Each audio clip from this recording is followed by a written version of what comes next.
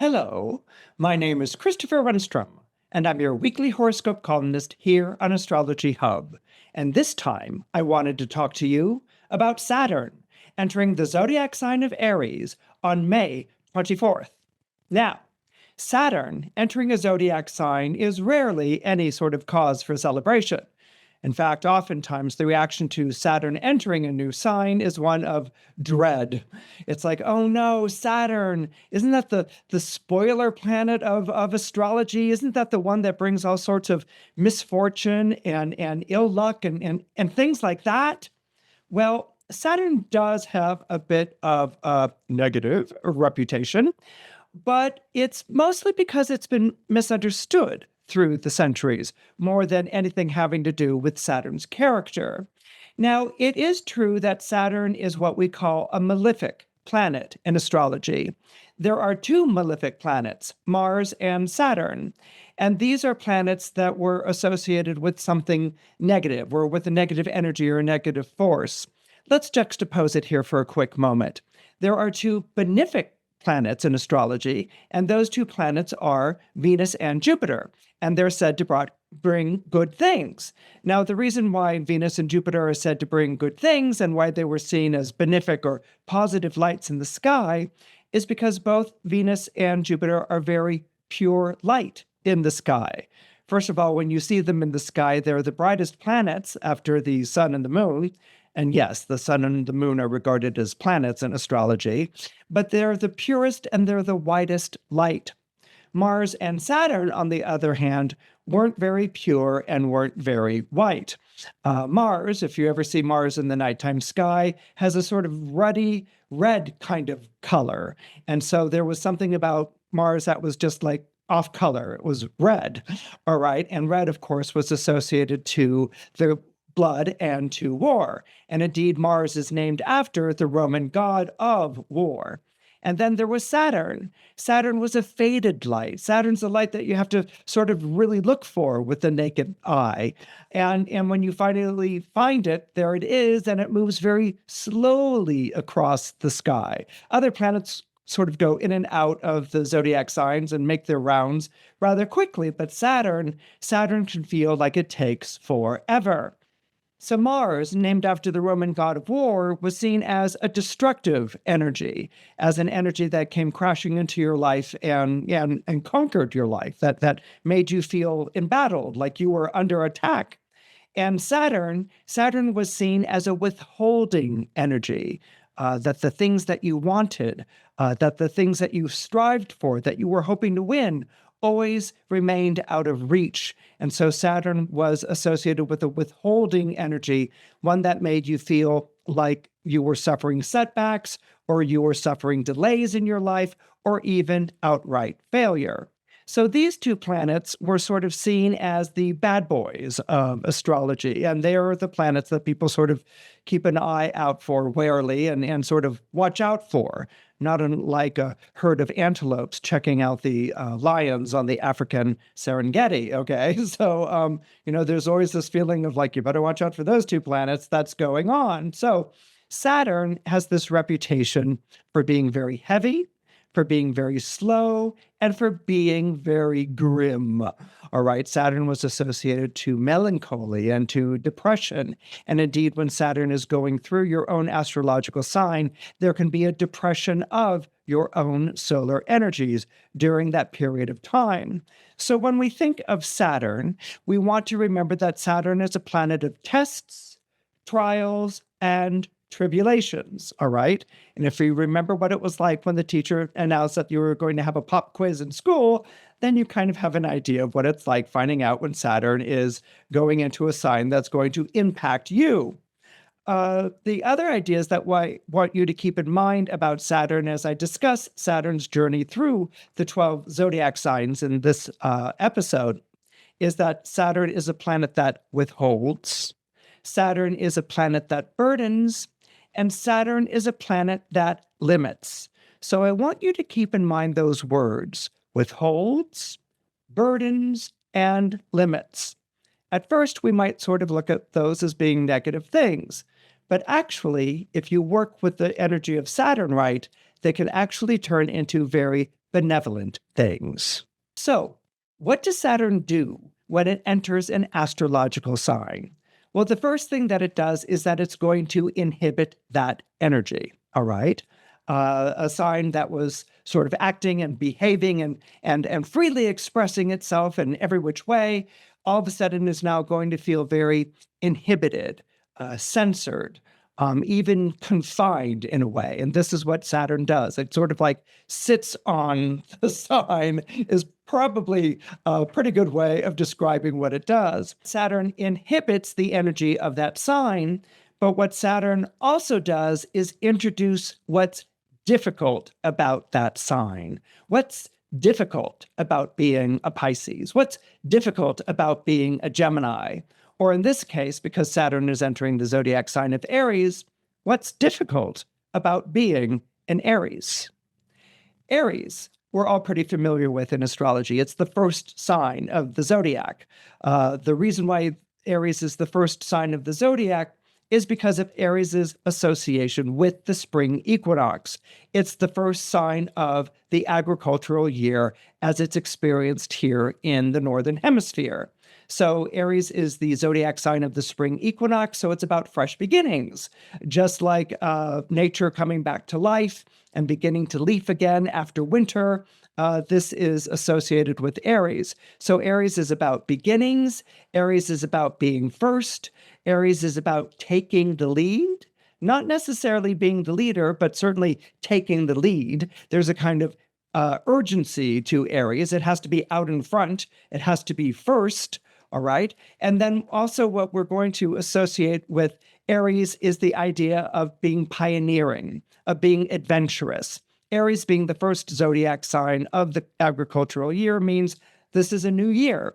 This is a chance to do things differently. This is a chance to take a fresh approach. So everything is new, all right? And these are the characteristics that we associate with the zodiac sign of Aries. So when we bring in Saturn traveling through the zodiac sign of Aries, let's take this idea of being out in front, right? This idea of being out in front and being first, all right? This is Aries in a pure expression of its Ariesness, all right? So is being first and out front. There is an aloneness to being out front, all right? Think of the pioneers. They're not settlers, okay? They're trailblazing. They're going out into the wilderness without really knowing where they're going. I mean, there might have been stories or they've met with different guides and things like that, but they're going out into the wilderness for the first time. So when you're out front or you're first, there's an aloneness. Everyone else is behind you. You're not behind the leader, okay? You're out in front. So there's an aloneness and there's a kind of vulnerability to that. So that's one idea that I want you to keep in mind with Saturn in Aries, which is an aloneness, all right? But not the same thing as lonely, okay? Lonely is wanting company. Aloneness is you're on your own, okay? That's what I really want to communicate with the Saturn in Aries. If we go with the idea of pioneering, what was that old phrase in old school Star Trek? To go where no man has gone before. Okay, that was said by William Shatner, who was the original Captain Kirk, who, by the way, happened to be an Aries. All right, so Starship Enterprise going where no man has gone before. So there's this idea of going out into the void and no one has been there before. And so that can be very romantic, this adventuring, pioneering spirit with Aries. But when we put Saturn into Aries, there's this idea that you're being forced to go where you've never gone before, all right? So it's not like I'm going where no one's gone before. I'm feeling very pioneering and adventurous and let's see what the world's like, beyond the blue horizon, all right? When it's Saturn in Aries, you're being forced to go in a direction that you've never done before. And forced could be someone who's forcing you to do it. It could be circumstances that are forcing you to leave one place and go to another place, to go in a direction that you've never been before. And so there's an aloneness to it. and there's a path that's unknown that you're traveling, a direction that you're traveling that you've never gone before. And then the final idea that I want to introduce with the sort of Saturn and Aries is Aries, being Mars ruled, is always asking itself, am I up to the challenge? It's a Mars ruled sign. So Aries looks at challenges and obstacles as opportunities to prove their mettle, to prove their abilities, their aptitudes, their intellectual superiority. All right. So Aries embraces a challenge. It's like people working out at the gym. You don't go and do the same weight every day. You go and you're like, that was some workout that I had. I'm going to increase the weight and like I've never lifted it before. Okay, so there's this kind of like you challenge yourself to do better. There's that grit to Aries. But when you put Saturn in Aries, there's performance anxiety is probably the best way of putting it, which is, am I up to the challenge? Am I going to be able to do all of that? If the bar is raised, am I going to reach what's being asked of me, or am I going to fail miserably? And is everyone going to see and laugh at me? And will I be, the object of mockery and derision in my sweet little village in the Alps or something like that? Anyway, there can be a performance anxiety. So what I want you to think of with Saturn and Aries, yes, it can inhibit. Yes, it can weigh down. Yes, it will slow down. These are natural attributes of Saturn. And you can hear how that would go against Aries, which is a sign very much about being urgent and taking on and feeling very virile and strong. But also think about the idea of Saturn and Aries bringing a sense of aloneness. Saturn and Aries bringing a sense of being forced to go in a new, untried direction, and the natural anxiety and fear that would bring. And then finally, Saturn and Aries bring a sort of performance anxiety. Am I up to the challenge? And then becoming quite worried and anxious about that. So these are just some of the ideas that I want you to think of when we talk about Saturn moving through the zodiac sign of Aries. The other idea that I want you to think of with Saturn, the planet Saturn is the planet of time, all right? It was the last of the ancient planets. In ancient times in astrology, we had 7 planets. We had the sun, we had the moon, we had Mercury, Venus, Mars, Jupiter, and way out there past Jupiter was Saturn, the old guy, the slow planet, the dimmest light. Okay, so to Saturn, who was named after the Roman god of time and who takes his name from the Greek deity Kronos, Saturn was time. And time can be very slow and it can be very remote. And time doesn't really care about our day-to-day, minute-by-minute, life, because time literally takes its time. Okay, and Saturn was, until the discovery of the moderns, Uranus, Neptune, and Pluto, the last of the ancient planets. So it was the oldest and it was the most remote. Now, there's a phrase that you might be familiar with, which is truth is the daughter of time, all right? It's a very well-known phrase. I originally thought it was a proverb and was surprised to discover that it's not. It's actually a phrase made, first uttered or spoken or coined or originated with Sir Francis Bacon, the famous English philosopher and statesman. And what the idea was is that truth is the daughter of time means that when enough time passes, the truth will emerge, all right? And what's kind of fascinating about that, that truth is very slow to emerge, is that truth isn't really understood in the moment. Truth isn't really understood with urgency. That truth will emerge after a passage of time. That's what we look to when we talk about history, all right? We may think that this is so in the moment, but hindsight is 2020. Looking over your shoulder and looking at how far you've come or what you've experienced in your life, hindsight is 2020, and hindsight is the idea of truth being the daughter of time. You know, maybe you experienced this when you were a teenager or something like, I love him or I love her and we're going to get married. And, your parents like, you're 13, and it's like, no, I can't live without this person. We're going to get married. And your parents like, when you get older, you'll see that it's not that, no, you're not respecting me. I'm 13. I know what I want. I mean, all these sorts of things. We have this feeling, we still experience this in our lives of like, I have to have this. This is the most important thing. This is it.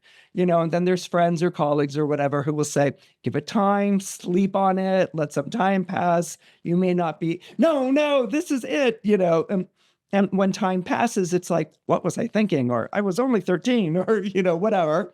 And so truth is the daughter of time, that when enough time passes, the truth will emerge.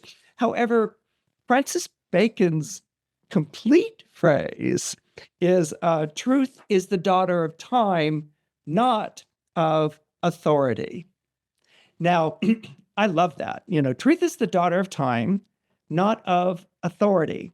So you will have people stamping the moment. You will have people in power or superiors or people over you saying, this is the truth, and this is what you should believe, and this is the way that things happened. But according to Bacon's phrase, truth is the daughter of time and not authority. And what he was saying there is authority doesn't last forever. Okay, you can have someone in power who says this is the way, of the world, or this is what you should believe, or this is the history of our nation or the history of our people. Well, that person isn't going to be in power forever, okay? That person has a lifespan, and time might be up, and the person passes away, or a regime or a way of thinking doesn't last forever. It changes. Time keeps moving forward. And the truth emerges after time's movement forward. Remember, time associated to Saturn is very slow and very remote. So authority, which might say, this is it, this is a fact, this is what you should believe, this is our history, according to Bacon's phrase, should not be trusted. Authorities don't live forever. They're not in power forever. And that's really a fascinating idea to me. Because Saturn himself, the god that the planet is named after, overthrew his father. He overthrew the person who was in charge, and Saturn in turn was overthrown. So this idea of an overthrowing of an authority or being an authority that can be overthrown is a sort of anxiety that's baked into the character of the planet Saturn. It might be why it, will be very staunched and fixed about the way that things should be done.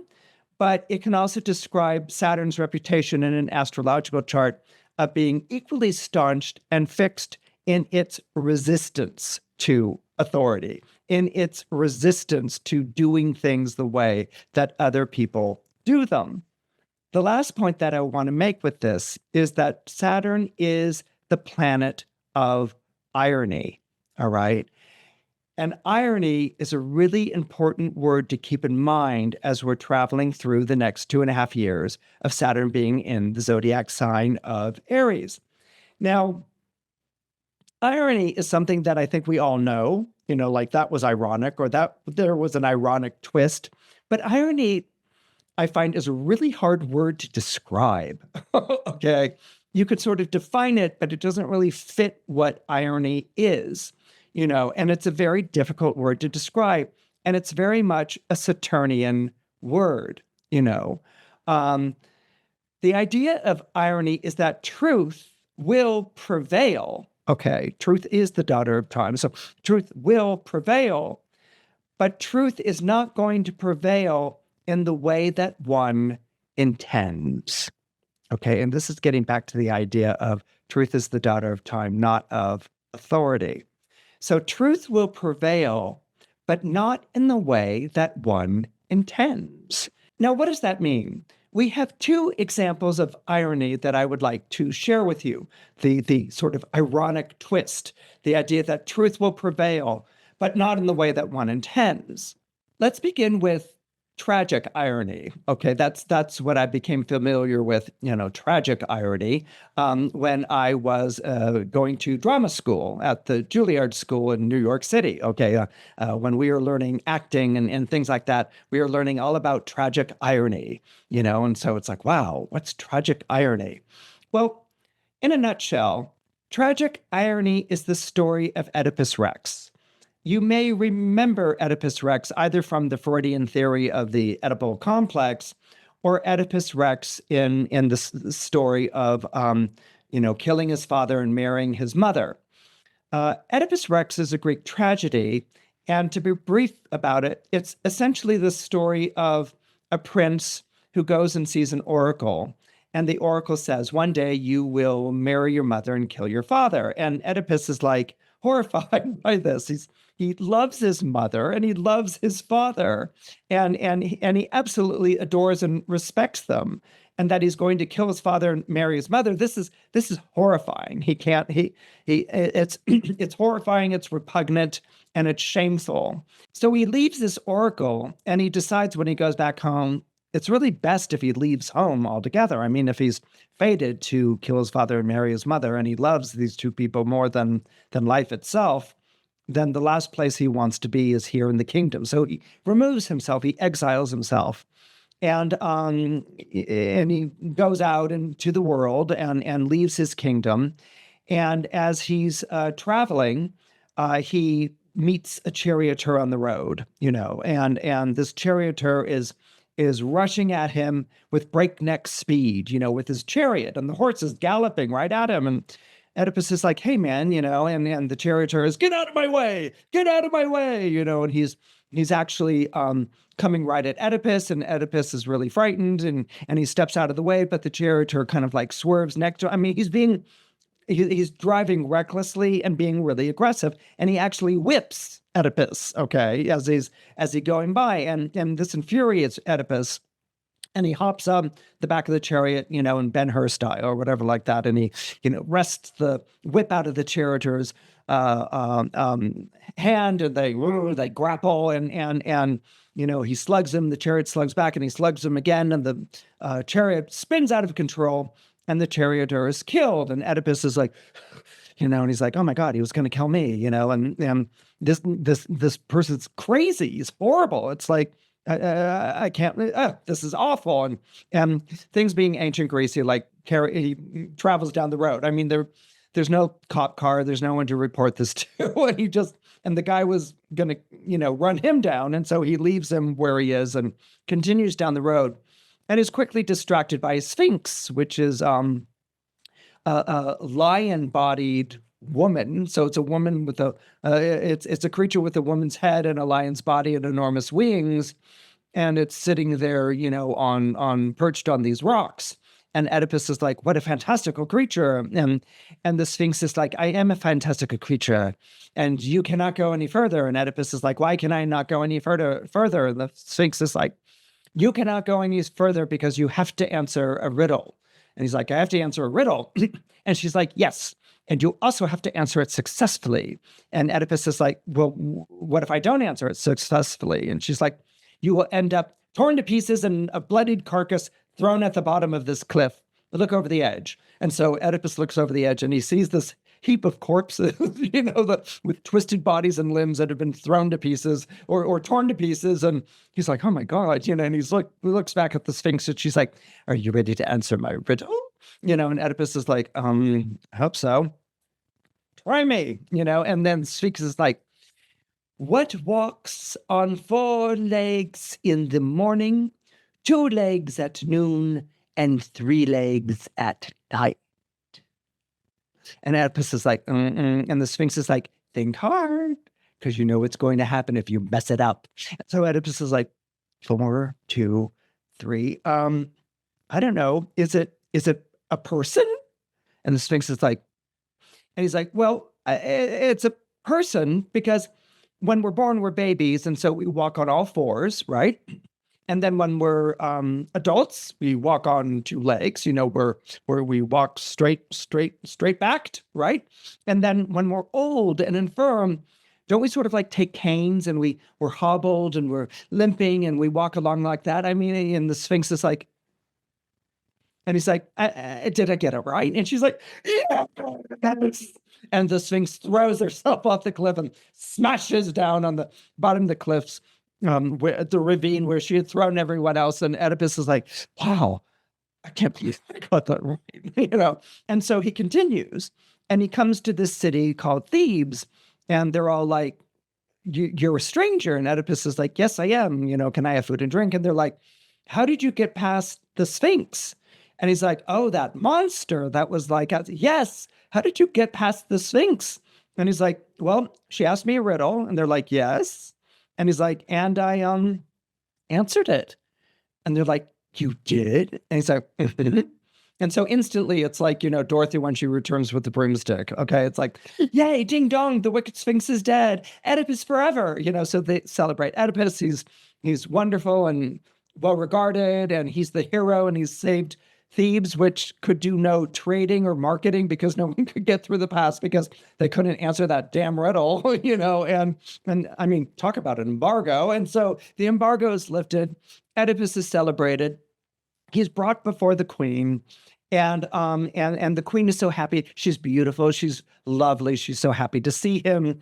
And she's like, you've saved our people. And he's like, oh, I just, answered a riddle. That's all I did. And she's like, no. And she's like, and by the way, would you like to marry me? And he's like, marry you? And she's like, I'm recently widowed. And if you would marry me, you could become king of this kingdom.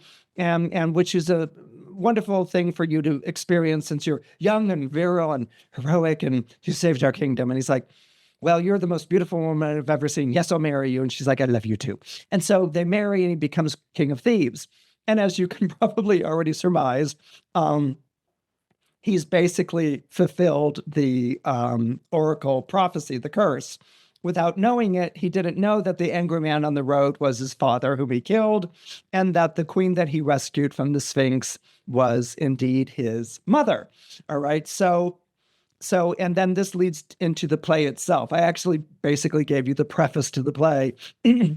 This leads into the play itself, in which it's discovered that Oedipus was her son, that she left out in the wilderness exposed. That's what you did with unwanted children. And he was picked up by a shepherd and taken to another kingdom where king and queen raised him. Those were who he knew as his parents. And then he comes back here, and the prophecy is, and all these horrible things happens, and they end tragically.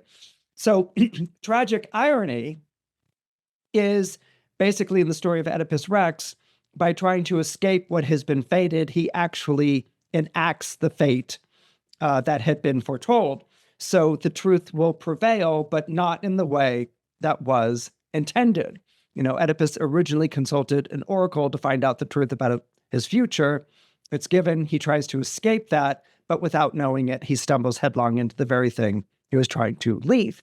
And so that's a tragic irony. Comedic irony, okay, comic irony, actually comes from this story that I read about years ago. In England, and this was in the 1950s, in England in the 1950s, with public pools, there was a problem with children urinating in the pool. Okay, it's like, and the people in charge of this public pool were all kinds of upset, and the kids were like, no, I didn't, and things like that. And they're like, oh, you little kids, no, urinating in the pool, it's bad for you and for other swimmers. And they're like, promise not to do it again. So anyway, they went and got, and this like 52 or 50, they went and got this kind of chlorine that would produce a color if urine mixed with the chemical of the chlorine in the pool. And the people in charge of this pool were absolutely certain that this would stop the problem. This would shame the children. They would never do it again. And this would absolutely stop the problem. And those little rugrats would never urinate in the pool again. And so that is indeed what happened. The kids were back in the pool, and one of them, urinated, and a bit of crimson purple came out. Okay, this the story. Okay. The newspaper article, actually, a bit of crimson purple came out and sort of gave away the culprit. And so they were all like, oh, there's the culprit. And they're expecting, the kid to be shamed and guilty and all these sorts of things. But instead, the kid starts laughing hysterically and thinks it's really funny and continues. And the other kids are laughing hysterically and they begin urinating in the pool until all of a sudden there's these streams of crimson purple going around the swimming pool. And the children, to their great delight, are splashing around and having a fun time of it. Okay, this was cited as an example of comic irony, okay, in which, once again, the truth will prevail, but not as intended. But here, there's a twist in a different direction that instead of punishing or shaming the children, it has the opposite result. The chemical did indeed reveal the truth of who was urinating in the pool, but not with the expected result of shame and discipline, but actually children with devilish laughter and having a lot of fun, and parents thinking it was pretty funny too. So this is irony. The truth will come out, but not in the way that you intended. So you can almost think of irony as a crooked truth. And that's a very Saturnian way of putting it. It's not going to be direct. It's not going to be obvious. It's not really going to be celebrated in the way that you were planning on celebrating it, or you're not going to be vindicated or validated in the way that you expected to be. Nevertheless, when it does come out in this ironic way, it is true. It's true, and then you have to kind of adjust to the way that truth has been revealed. And that's kind of the way that I would recommend working with Saturn as it's moving through the astrological sign of Aries for the next 2.5 years. Hello, my name is Christopher Renstrom, and I'm your weekly horoscope columnist here on Astrology Hub. And that's exactly what I wanted to talk to you about. Did you know that you could get my free weekly horoscopes sent directly to your inbox every week? Just go to www.astrologyhub.com/horoscope to sign up and start receiving yours today. If you're born under Aries or you have Aries rising, Saturn enters your zodiac sign on May 24th of 2025 and will be there until April 13th of 2028. So what you're going to feel, and you're probably already feeling it in Saturn's approach to your sign, is a heaviness of responsibility, an accumulation of obligation, of thankless tasks. You're being held down, or you're carrying on your shoulders a tremendous weight of responsibility. And so there's this feeling that you're responsible towards certain people for certain things. You're being held accountable.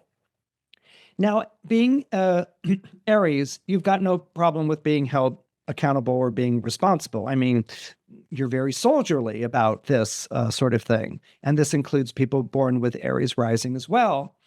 You're not going to really like the idea of the burden and the responsibility, but you're going to take a Marsi approach to it, which is kind of like, okay, this is a new challenge. This is a new obstacle, and I'm going to embrace this challenge, and I'm going to take it on, and you're expecting it to be short or quick, or something that needs to be done. And I'll get through this quickly, I'll take it on the chin and we'll be done with it. And what you're going to find is that it's not so quick and it's not so short, that whatever commitment you made, whatever road you traveled down, it's going to take longer than you initially expected. And the commitment is going to feel more complicated. And you may even in some ways feel stuck as a result with it. Essentially, when Saturn enters your own zodiac sign, things that came easily don't anymore. If you were really talented at something, that talent isn't easy to access in the way that it used to be. If you were very lucky or fortune smiled on you, the luck has ran out, or fortune is no longer smiling on you. Now, it's not like the stars have gone and painted a cosmic A on your, breast, with some sort of scarlet letter and said, this person is to be reviled. No, it's not like that at all. It's just that you don't feel like you've got that flow like you used to. You don't feel like you could take for granted the things that you used to take for granted before. Now, sometimes this can result in, heavy obligations, thankless tasks, or responsibilities inhibiting your actions, getting in the way of swift and easy achievements. And this can perhaps become a bit demoralizing or even be reason for doubt and questioning. And that could very well be the story of your next 2 years. And again, this isn't the sort of thing where it's like, oh, the best antidote is to duck out or avoid it. As we learned from the story of Oedipus, that's the last thing you want to do. I mean, avoiding something actually makes it worse, all right? So, or leads you into the very thing that you're trying to get away from. So, and then there's going to be a little bit more than taking it on the chin. You have to shoulder these responsibilities, these tasks. They may feel thankless or that they have no meaning, but they're what we used to call back in the day, building character. They're character building tests, trials, and tribulations. And so there can be a feeling of like, wow, oh, I don't know, I returned to school to a grad program and in a subject that I really love, and I'm really having a hard time with this, or it's costing a lot of money, or it's really making me doubt or question why I chose this path. And so the question is, well, are you going to see it through to the end? Or are you going to give up and go back the way that you came? And this is a big thing for Aries, because Aries is a zodiac sign associated with beginnings, starting things. Aries can have a hard time ending things. And what's curious and interesting about this is that it's not about your perseverance, because as an Aries, your cardinal sign, you'll go the distance, but will you bring it in for a landing? Okay, that's kind of the question here. So you may be faced with a decision or going down a path in which you're like, oh, wow, if I knew this before signing on, I wouldn't have chosen this. But now that I'm on this, what do I do? And what you do is Saturnian. You draw on resources you didn't know that you had. You go the distance because in going the distance, it transforms you. Going the distance isn't like, oh, I finished the race, I crossed the finish line, yay. Going to the distance, that journey itself transforms you in a very profound way. One last idea that I want to share with you, with Saturn being in Aries, is you may find yourself suddenly in a position of authority, in a leadership position. All right, Aries is one of the 3 zodiac signs of the father. And so there can be father issues. You might be dealing with your own father during this period of time.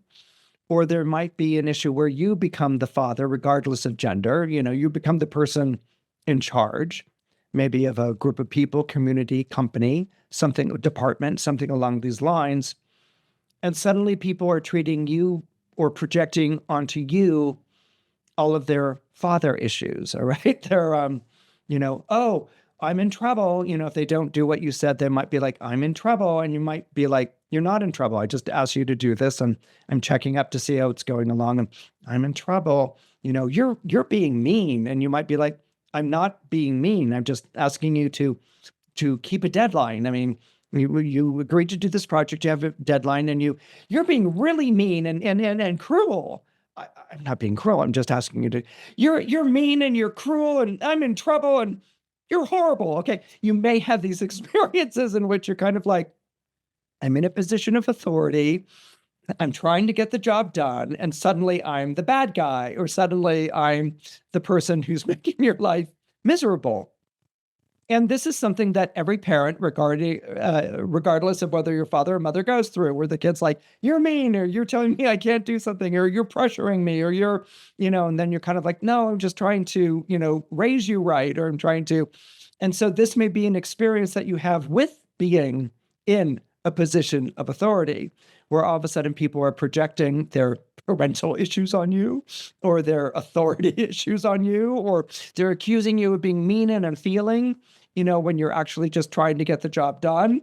So So this may be an angel that you're wrestling with over the next 2 years of trying to really figure out um, what they're seeing. A lot of times we'll say, oh, it's their problem and they have to deal with it, but not with Saturn. You have to deal with it in yourself, you know?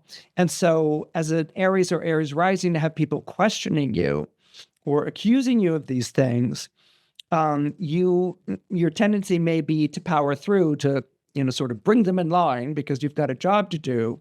And Saturn in Aries is actually going to be asking you to reflect, to think about yourself, to think about authority.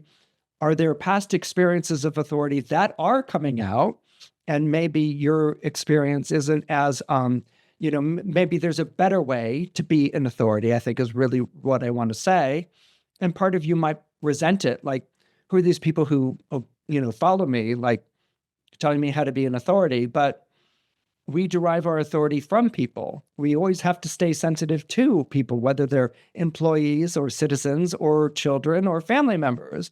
You have to work with the people that you are essentially ruling over. And that may be a very sobering lesson and a useful one that you learn over the next 2 years. If you're born into Taurus or you have Taurus rising, it's fascinating, this Saturn entering the zodiac sign of Aries, because Saturn enters Aries, as I said, on May 24th. But in July, Uranus is going to change astrological signs, and it's going to leave Taurus, and it's going to enter the zodiac sign of Gemini. So what's fascinating here is that you've got a change of sign for Saturn going on right when you're in the last stages of Uranus moving through your sign. Let me break that down and sort of coordinate these ideas or sync up these ideas here for you. Uranus is the planet of revolution and change. And it's a modern planet. It was discovered in 1781 at the midpoint between the American War for Independence and the French Revolution, which was all about overthrowing authority. The American colonies were overthrowing the British Empire and declaring themselves a sovereign nation. And the French were overthrowing the aristocracy and the monarchy and declaring themselves a republic, a group of people that were going to rule over themselves. And so Uranus is associated with the overthrowing of an authority. And so with Uranus having entered your zodiac sign, and I think it was late spring of 2018, retrograded back out and re-entered at the beginning of 2019, where it was solidly until July of this year, you've had this feeling of the fixtures in your life being overthrown or turned inside out. That conventional wisdom isn't conventional anymore. It doesn't work anymore. The old answers don't apply. And that you have felt your life turned upside down, inside out. The goalposts have been moved so many times that you don't even know where they belong anymore. And so this has been a time of great revolution and change, of great upset, surprise revelations, and moments of even sparkling enlightenment have been going on during this period of time.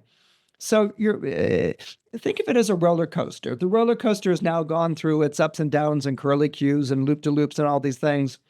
And it's starting to come back to the end of the ride, okay? And that's kind of where you are right now. You're kind of like, not frazzled. I think you were frazzled in the earlier period. At this point, you've gotten a sense of, you've realized that it's best to expect the unexpected, okay?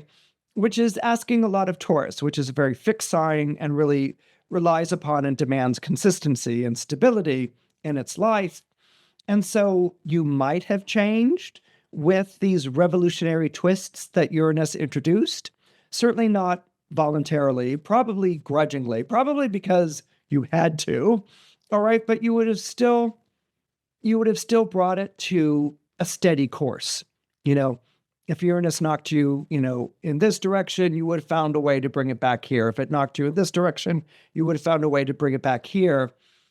Probably not realizing that your course itself was changing, or maybe you did realize it, that things, were changing. You were growing during this period of time, but you still You still wanted to find that true course, that stability, that security.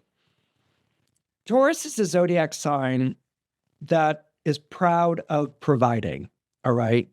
I mean, if you want a secure, stable home life, marry a Taurus. All right. Now, that's not to say that all Taurians are going to be like that. Some Taurians, have difficult planetary aspects and things like that. But for the most part, Taurus is an earth sign. It's very stable. It's very secure. And it has a very optimistic view of money and how the world works. Okay. It doesn't have a lot of Sturm und Drang or a lot of anxiety around these issues. It's kind of almost laid back. I'm talking in generalities, obviously. The reason for it being more laid back is that it's a spring sign. It's ruled by Venus. Venus doesn't want to deal with difficulties. Venus wants everyone to get along in harmony and things like that.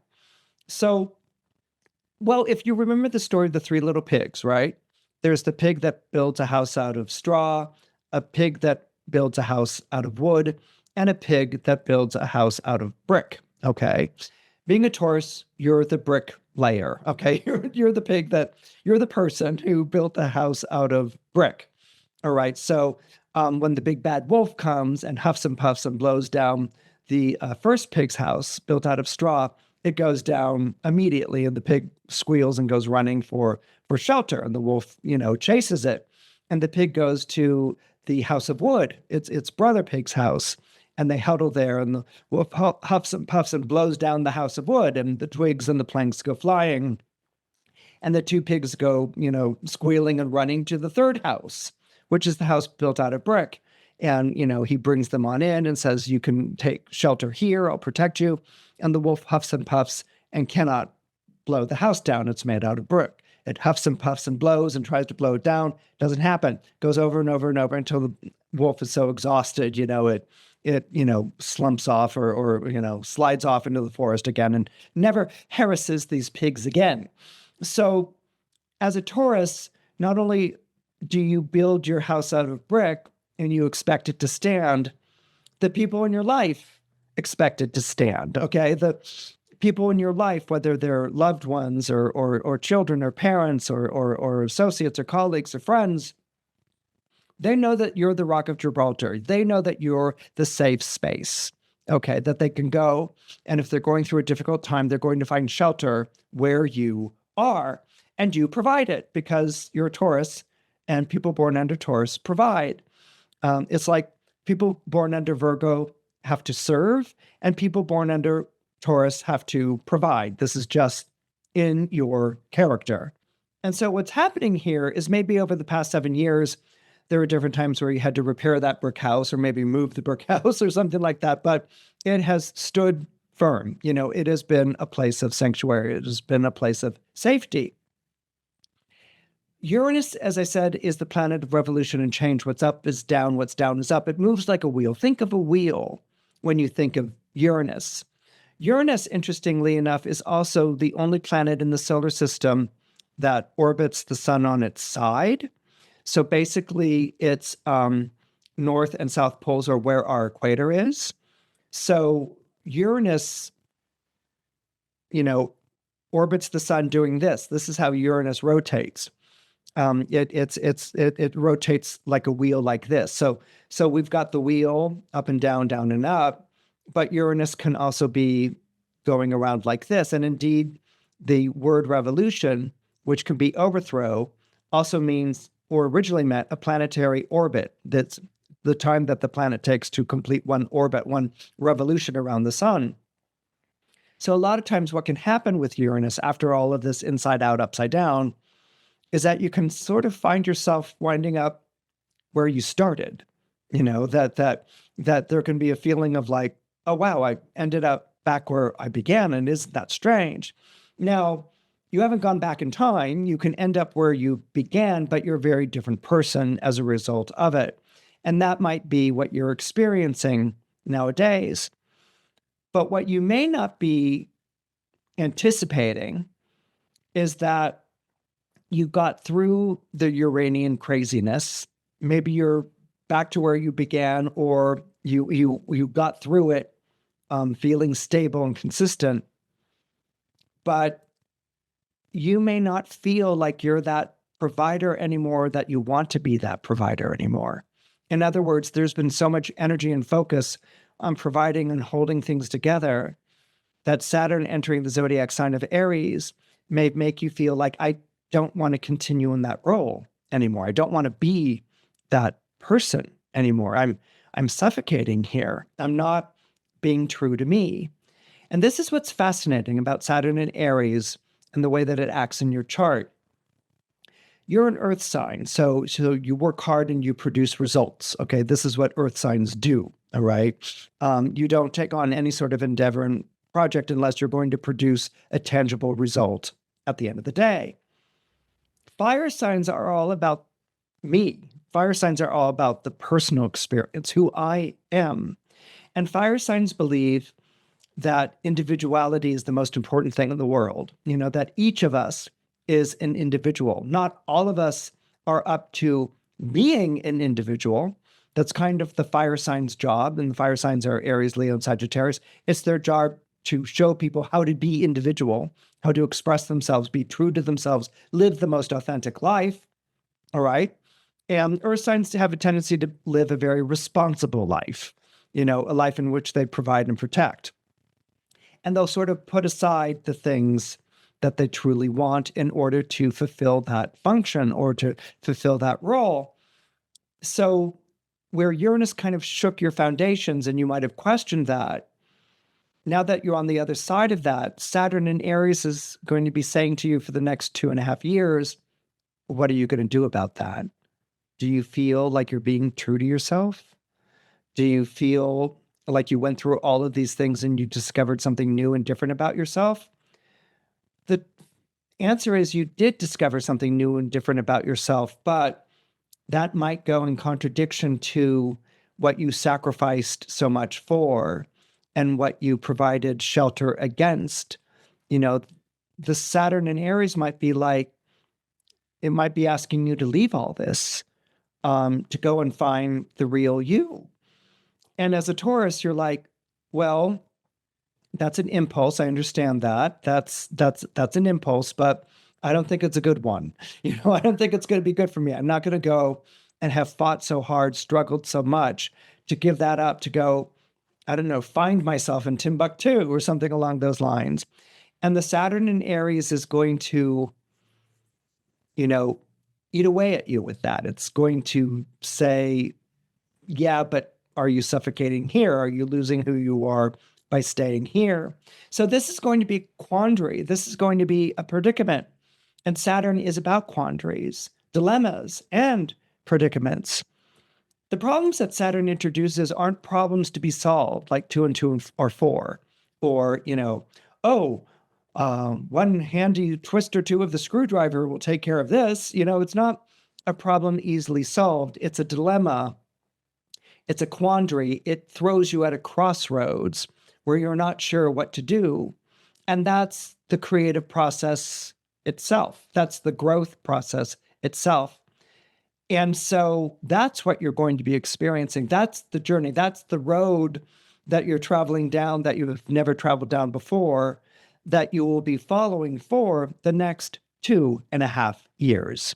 If you're born under Gemini or you have Gemini rising, Saturn moving through the zodiac sign of Aries is actually going to be a very positive experience, all right? It's the tests and trials and tribulations that it brings are going to be test trials and tribulations that you can figure out pretty quickly. You know, that you're, I mean, first of all, Gemini is ruled by Mercury, which is the planet of the mind. And Gemini, like its sibling sign Virgo, which is also ruled by Mercury, that's why they're sibling signs. The mind is very problem-solving oriented. You're very curious. You want to know how things work. The information that really engages you is the information that you can use to get from here to there, which is mercurial information. And so, you know, if you're faced with a test, trial, or tribulation, it's not so much about proving yourself as it is figuring out how it works. It's that part in the story where Oedipus figures out the answer to the riddle that the Sphinx asks. Geminis are really good at that, and Virgos are really good at that too. You guys can sort of figure out like, okay, it's, 4 legs, 2 legs, 3 legs, voila. And so that's there. And so this energy with Saturn forming a sextile to Gemini, and a sextile is a benevolent aspect. It's a helpful aspect. It's two signs helping one another out. They may not agree on everything or the approach that we should take wholesale with one another, but they're going to help one another out. Okay. And so the sextile is going to benefit you. And what it sort of raises here as a question, because Saturn precedes you in the zodiac. It's in Aries, and Aries is a sign that comes before you in the agricultural year. So Saturn is really kind of leading the way here for you. What's happening here is that you are going to be dealing with this sort of predicament or dilemma that Saturn always introduces. So even though Saturn's helping you out, Saturn's like that teacher you had in grade school. I know how to solve the problem, but the issue is you don't know how to solve the problem. So I'm going to show you the way to solve the problem so you can solve it for yourself. And some kids are like, oh, that's really wonderful. And some kids are like, I'm blanking out. Or some kids are like, the teacher's being mean to me. Or some kids are like, I tried this math problem 7 times over and I still can't come at it. Saturn is that patient teacher who's not going to give in, i.e. give you the answer, but is going to find another way to help you figure it out. And that's what Saturn and Aries sextiling Gemini is going to be like for the next 2.5 years. It's helping you figure out how to make your course forward. Now, what's interesting, because in the solar horoscope, Saturn is in a more elevated position than your sun is. What's interesting about this is, well, really, I read this wonderful essay. It was like written in the 19th century, and I read it online, and I was so absorbed in it that, of course, I didn't bookmark it, and so I can't cite it. But anyway, what this essay talked about was the difference between ambition and aspiration, right? That there's a difference between ambition and aspiration. Ambition is wanting something because you think you should have it, or wanting something because everyone else wants it. So you want to beat them out for it. So ambition, if it's wanting something because you think you could have it, it's like, I'm ambitious to get this position or this place in society or life or whatever, because I should have that. That's going to validate my difficult childhood or all my hard work, or this is what you do to be a success. That can be ambitious. I'm not a success now, but I want to be a success one day. And so I'm ambitious because I should have it. I should be a success. And you can sort of hear it. There's a kind of urgency and a kind of like fixation on that. Or ambition can be driven by, I should have it so so-and-so doesn't get it, like I should have it and they shouldn't have it. Ambition can also be very competitive, and often is. It can bring competition and rivalry. Sometimes there's good competition, and sometimes there's not so good competition. And sometimes people can be ambitious and they don't deserve it. They just have the ambition, but they're not going to know what to do with it when they get it. Like, for instance, Macbeth. All right, who's very ambitious. He gets to be king, but he doesn't know what to do with it and actually brings about his own fall. So ambition can have a dark side to it. And if you describe yourself as ambitious or you see yourself as ambitious, it's a good idea to be clear on what the motives are. Aspiration, in this essay penned in the 19th century, is a bit different. Aspiration is you aspire to something because of your natural talents, because of your natural proclivities, because of your natural skills and abilities. I see myself as being, a painter one day, because I love to sketch and I love to experiment with color, and I'm always fiddling around with things and painting, and I love color and different paints and things like this. And so aspiring to be something is often a mirror of what's going on inside of you. Now, does that mean that you automatically move towards it in this wonderful moment of transcendence? No.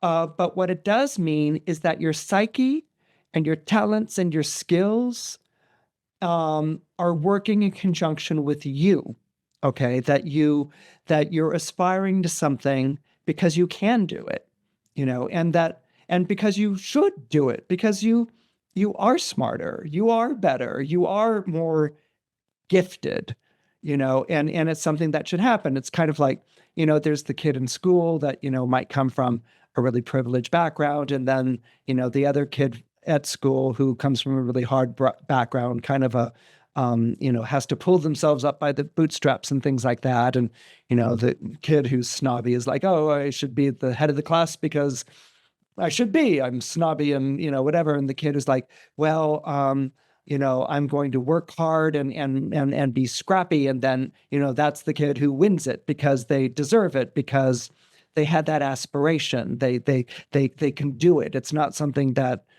is gifted or given to them. They can do it quite naturally. So ambition could be drawn from a sort of craving, or ambition can draw from a craving, from a hunger for something. And then aspiration is something that naturally unfolds because it's who you are, and you're gifted and you're wonderful and you have a love of it and sharing, and you want other people to enjoy the things that you enjoy and things like that. This is kind of important because Gemini, being a sibling-based sign, okay, can have a bit of a rivalry or a competition built into it. Okay, Geminis can sometimes want things just to want them, or to defy someone else who wants it. And this can be brought about by Aries. Aries is Mars ruled. And so whenever you're dealing with a Mars ruled sign, you're dealing with a sign that wants to beat out the competition to get what it wants. So that ambitious thing that I was describing could be a part of what plays out over your next 2.5 years. And you're going to want to work with that so that you are honest with yourself about what you want and about what you can do. And then the aspirational part is a part that you're going to want to work with, which is you have talents, abilities, or whatever. And what do you want to do with them? Do you want to be true to them? Is being true to them going to change your life in some way, or take you into uncomfortable territory, or put you in line to meet challenges? And as you're feeling like, well, I have an interest in, painting, but I don't want to go through all that trouble to become a painter. Or it's like, I have an interest in painting, I love painting, and I'm going to go through all that trouble or whatever to be a painter. So that's how Saturn tests. It's moving you forward. It's the patient teacher showing you the way, but it's testing you. Do you really want this or not? What's going to happen as a result is that as you become better in a situation, as you move up through the ranks, as you become better in what you do, as you become more recognized, there's responsibility and obligations that come along with it.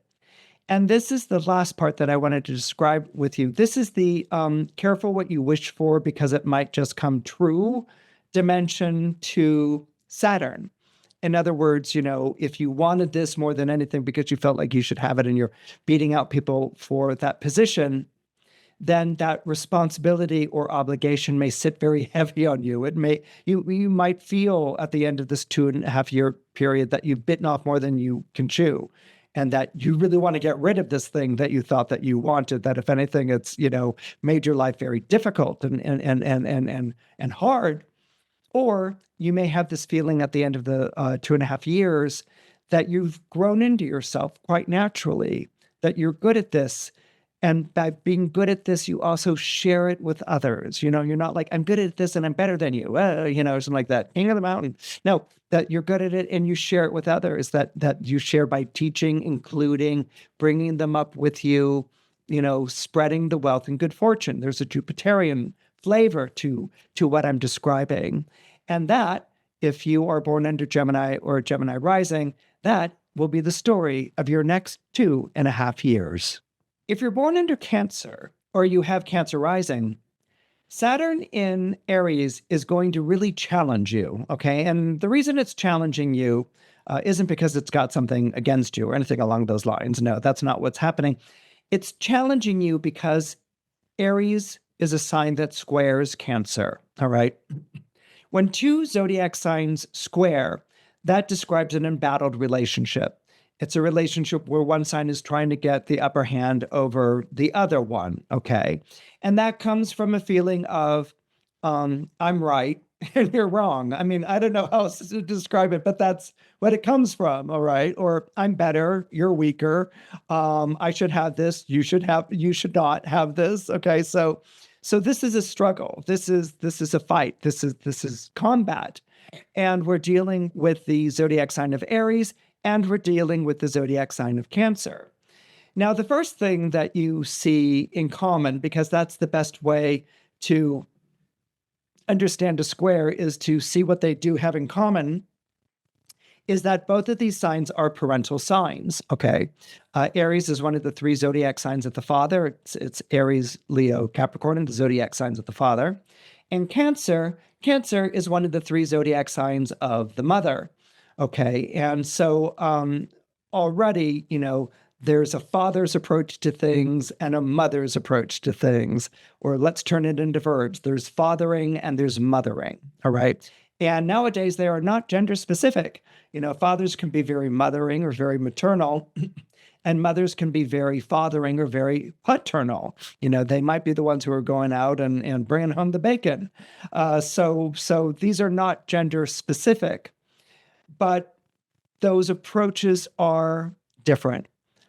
Aries is more fathering in the Martian sense, which is there's a tough world out there, and you've got to be able to meet it.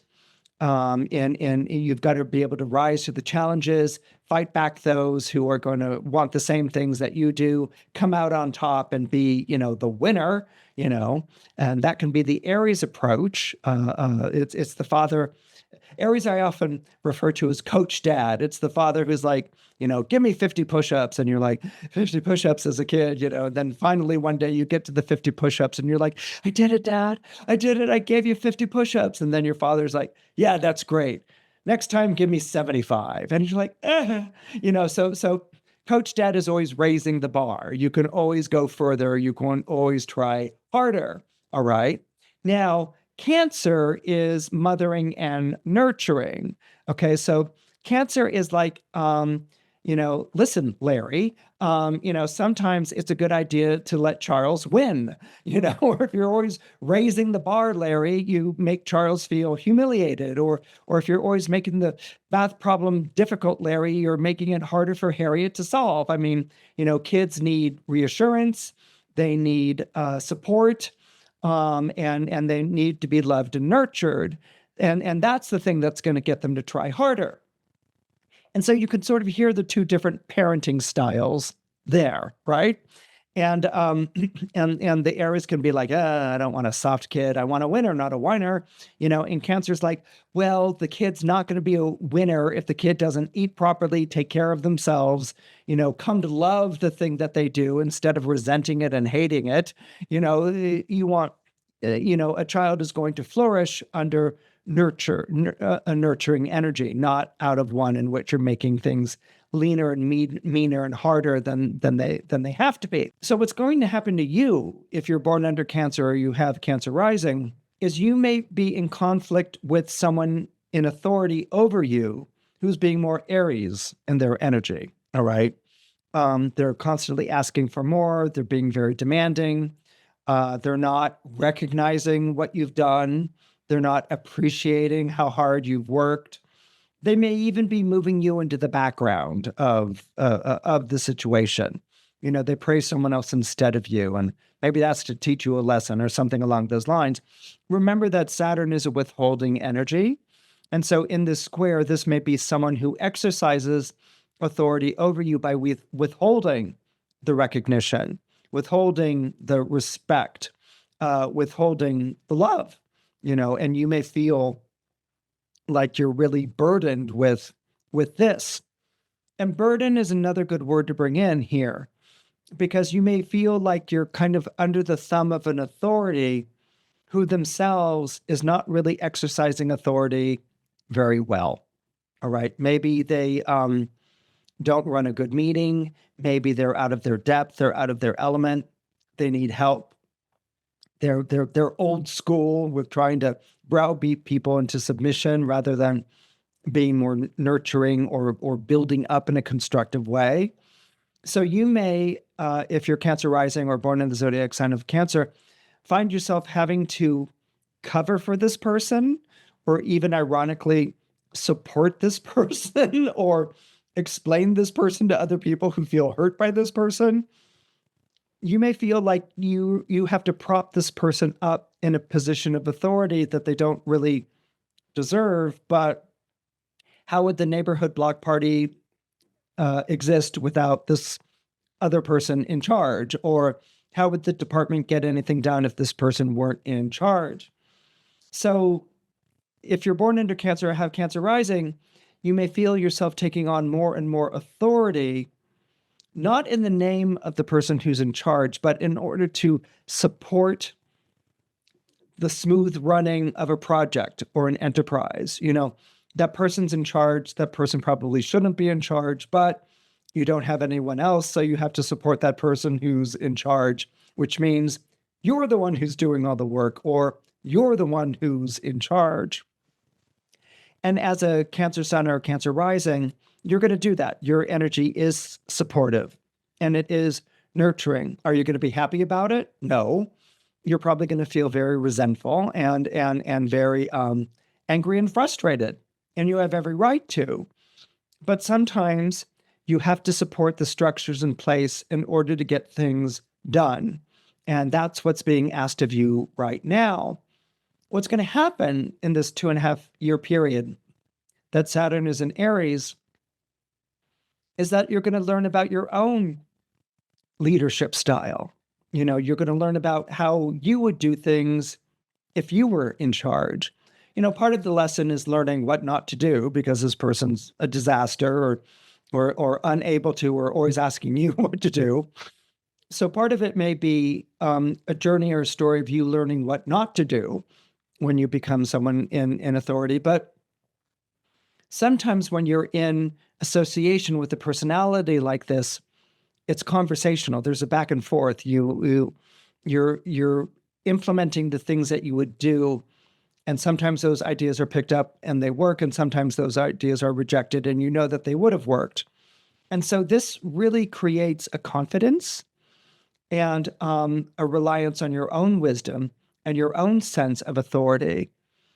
Now, as a Cancer in this position with the square to Saturn in Aries so elevated, there's a security and safety in having someone over you because they're going to look bad and you're going to look good. I mean, right? There's a security and comfort. But there's going to come a time during this 2.5-year period in which the security and comfort isn't worth it. You know that you could do this better, and you're going to want to take on that position of authority. And that doesn't mean, it could mean this person moves on or is no longer there and you take on that position of authority, or it could mean that you move to a different venue where you take on a position of authority because you've been running something without getting the recognition. So when actually you're running something, everyone's like, well, you're so good at it, but you're good at it because you've been behind the scenes authority all this time. So take this next 2.5 years and really treat it as an exercise in learning how to be an authority, how to be in a position of authority, so that when that time comes in 2028, it will be something that you step into quite easily and quite comfortably, and without having to make a mess of things or overthrow one or having to prove yourself along the way. Your own confidence and authority will speak for itself.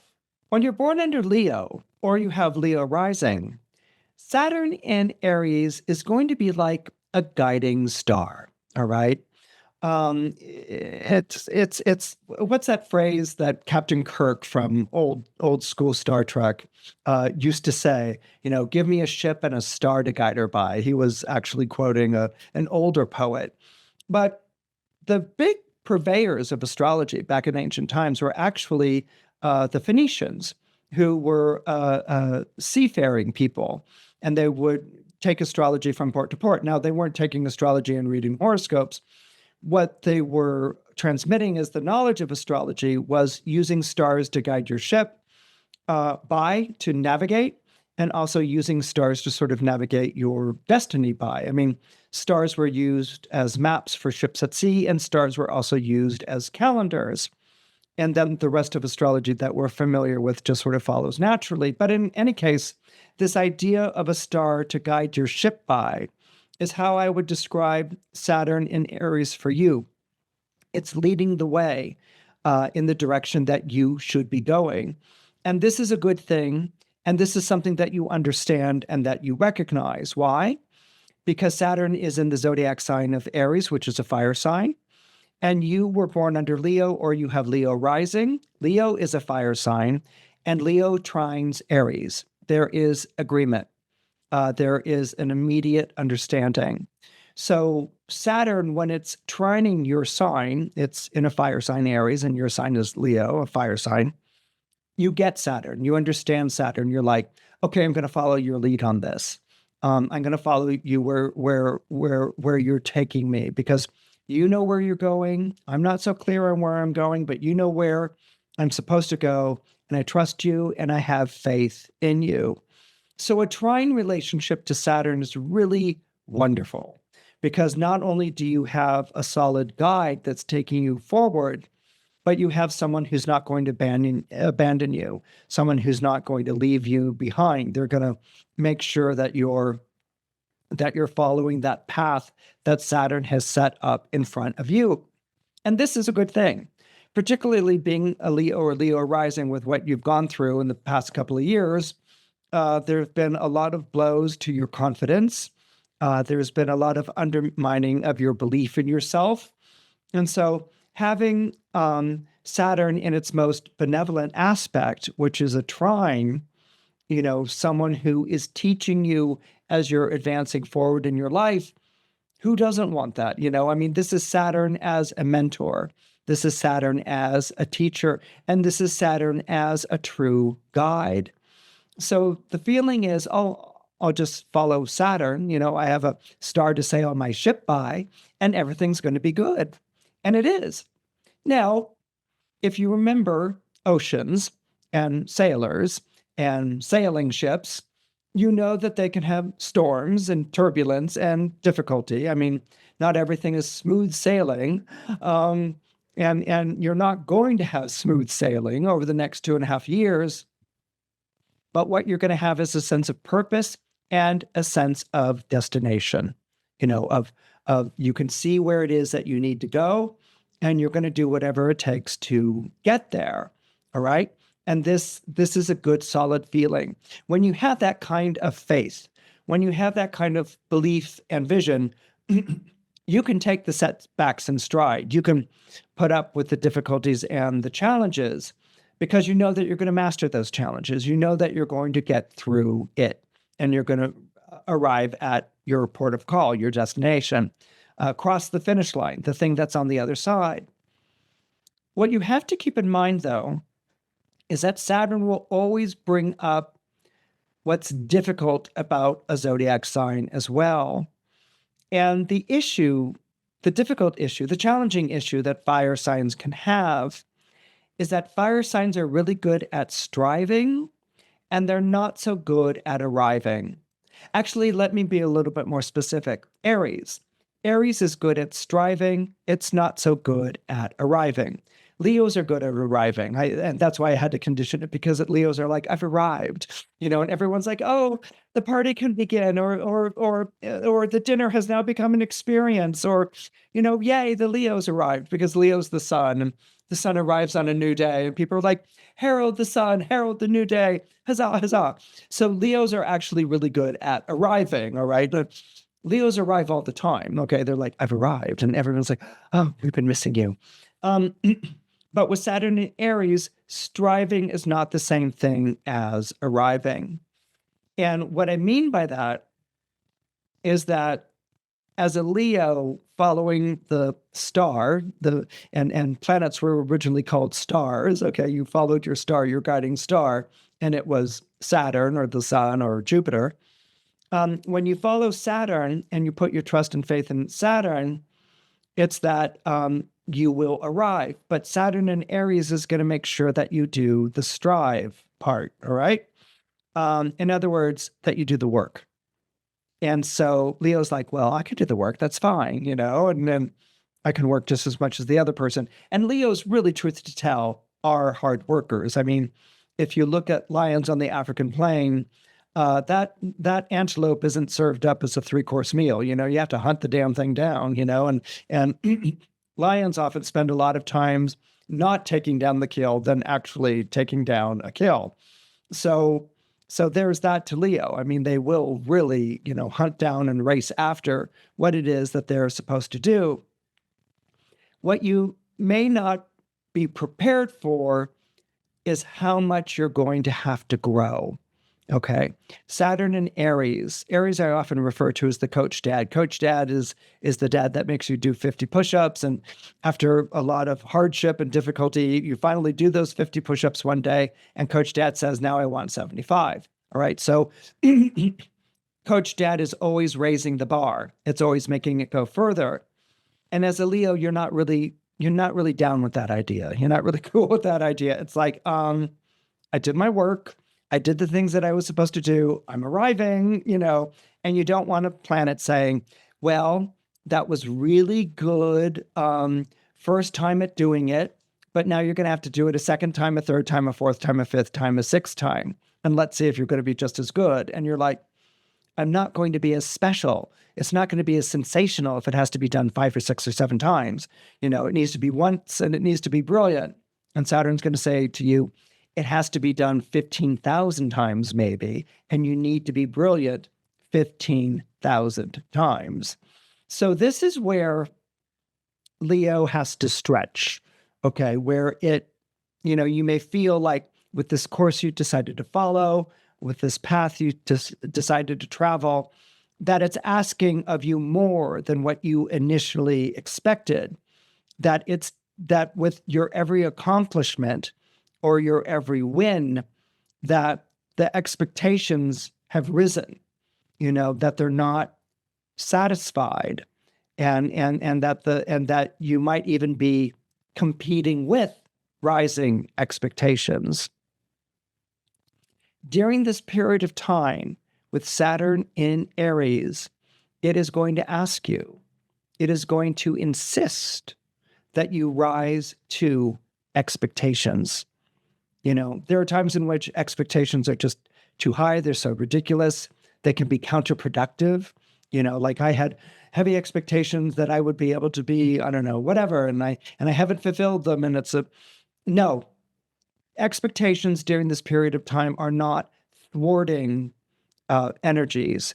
They're building energies.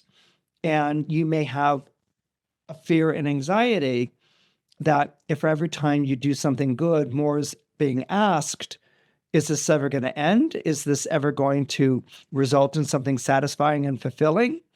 Are you on a course that even though you're successful in achieving things, you still feel like there's more to do, or you're being made to feel like there's more to do? These are things that are very Saturnian, and they can show up in a Saturn trine. This is a period of time in which you do have to answer that call. This is a period of time in which you do have to fulfill those expectations. And that's something that you need to trust, because this is a striving time. And when you get to the end of the next 2.5 years, that will be your arriving time. And not only will you cross the finish line and feel like you've arrived, but you've also would have matured and become richer for the experience. And that's a mantle of leadership and authority that you can wear comfortably and without question when Saturn has finished his journey through Aries in April of 2028. If you're born under Virgo, or you have Virgo rising, you're going to have a hard time understanding how to work with Saturn while it's moving through the zodiac sign of Aries. Now, I can understand if your first reaction is like, really? More? And I understand it. You have just completed 2 years of Saturn moving through your opposite sign of Pisces. And Saturn in the opposite sign of Pisces has been very onerous. It has been difficult, and it has brought difficulty through relationships. Now, these may be romantic relationships, they may have been business partnerships, or even creative collaborations. But on your one-to-one relating with other people, in the context of relationships that are special and important in your life. Okay, so this wasn't just a challenge of friends and things like this. This was a challenge in a pairing, a partnering, where you're relying on someone else and someone else is relying on you, right? However that materializes in your life, this is what has been challenged and tested for the past 2 years of Saturn being in Pisces. And a lot of those tests were around, do I want to be with this person? Do I want to be in this partnership? Do I feel subservient in this partnership? Have I outgrown this partnership? Is this partnership bringing me down? Are they weighing me down with their problems and their worries and things like this? And so you faced some very tough questions about what it's like to form a partnership with someone or to be true to a partnership with someone. Was your heart broken? Was that person a no-show? Did they let you down in some horrible way? Was the big challenge in learning how to share yourself? Because as a Virgo, you could be so self-sufficient and self-reliant. So you've been through 2 years of that. And that's what's come to an end when Saturn leaves Pisces and enters the zodiac sign of Aries. And so with Saturn leaving Pisces and entering Aries, the question then becomes, what are you going to do with that experience? What have you learned? And what are you going to do with it? All right. And being born into Virgo, you're immediately going to want to apply that information. Okay. Virgo's a very utilitarian sign. You know, it wants information. It's curious about things, about how things work, and then it wants to apply it right away. And this is very Virgoan. But what's going to happen, because Saturn is at such an odd angle to your zodiac sign, it's called a quincunx in astrology. What's going to happen is that things aren't fitting or working in the way that they're supposed to. In other words, if you go through a trial or tribulation, a difficulty, a rough patch, you expect on the other side of it relief, release. You're on the other side of it. You get to like sing a song of praise, you know, and you've learned things, and you go through the catalog of your experiences, and you're like, I learned this, I learned that, and I'm going to apply this right away. And being a diligent Virgo, you're going to want to go and apply it right away. And what you're going to discover is that it doesn't work. Okay, it doesn't apply right away. That the experiences that you've accumulated don't automatically apply to what your next step should be. And so this could be a very frustrating period of time for you, okay? In which it's like, I've had these experiences, I should benefit from the experiences, I should have enlightenment and wisdom that I use right away, and it's not working, it's not cooperating. And it's not working and it's not cooperating because of the odd angle that Saturn is at. When you're going through a transiting planet that's forming a quincunx to your own zodiac sign, you need to understand that things aren't going to work in the way that they should, and that you insist, or that work for everyone else. They're just not going to work that way for you. So what do? Do you spend 2.5 years of being frustrated and annoyed? You know, and that could happen if your insistence is that they fit and you're trying to force a fit. Yes, that's exactly what will happen. But what can also happen is being open to working with what comes up. Okay, so circumstances aren't going to just thwart you outright. The answers aren't going to come easily. You have to reach for the answers, okay? But you have to reach for the answers by figuring it out, by throwing out the old rules or the expectations you have of your experience by throwing that out and reworking it as you move forward. Okay, this is something that's going to be very important. Saturn in Aries is going to make you feel like you have to move through this, that you can't just turn around and go back. There will be many times when you will be like, this is impossible. This is ridiculous. I give up, and you're right to give up. And Saturn is the planet of limits and limitations. And Saturn's always quick to say, okay, if you want to give up, that's fine. You can give up. That's as far as you go, And some people are like, well, yeah, it is as far as I go, and I'm giving up. I mean, that's how Saturn is the planet of limits and limitations. You've gone as far as you can go, and that's cool. That's all right. But when you're dealing with Virgo and Aries energy, it's not all right. Okay, because these are two zodiac signs that are like, you could do better. You could power through, or you could figure this out, or you couldn't just resign yourself to this. I mean, and that's because Aries and Virgo, what they have in common is self-improvement. And so this is where Saturn's going to become really quite galling. It's not going to give you the answers that you expect.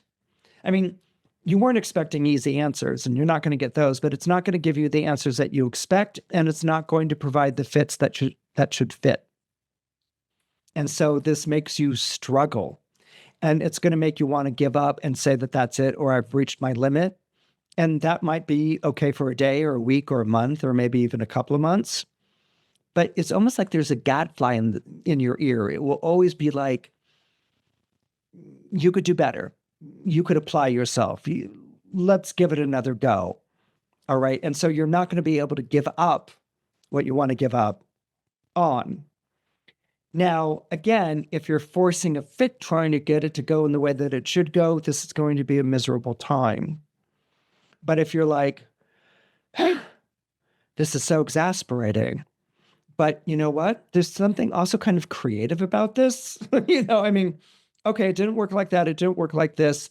It engages your mind. Mercury is your ruling planet. It's the planet of the mind. It engages your mind so that you try to figure out. It's almost like a safe cracker trying to crack a safe. They do all these different combinations and they listen to the click, click, and then it doesn't click and it doesn't open. And they're like, but then they come back and try another combination.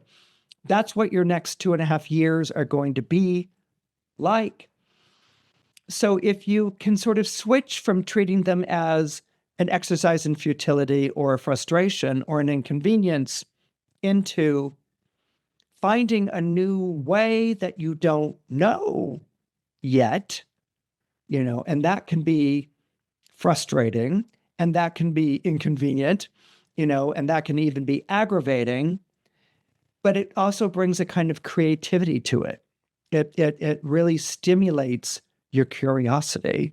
It really stimulates your wanting to know, and ironically, and remember, an irony is a truth that prevails, but not in the way that we intended. Okay, ironically, what can wind up happening as a result of this quincunx is that you become very open-minded. You become more open-minded than you thought you were going to be at the outset, because it was a sense of, I've been through trials and tribulations and difficulties, and it's my turn for things to be easy. This is thwarted, but you could become more open-minded, and you could even become more open-hearted as a result.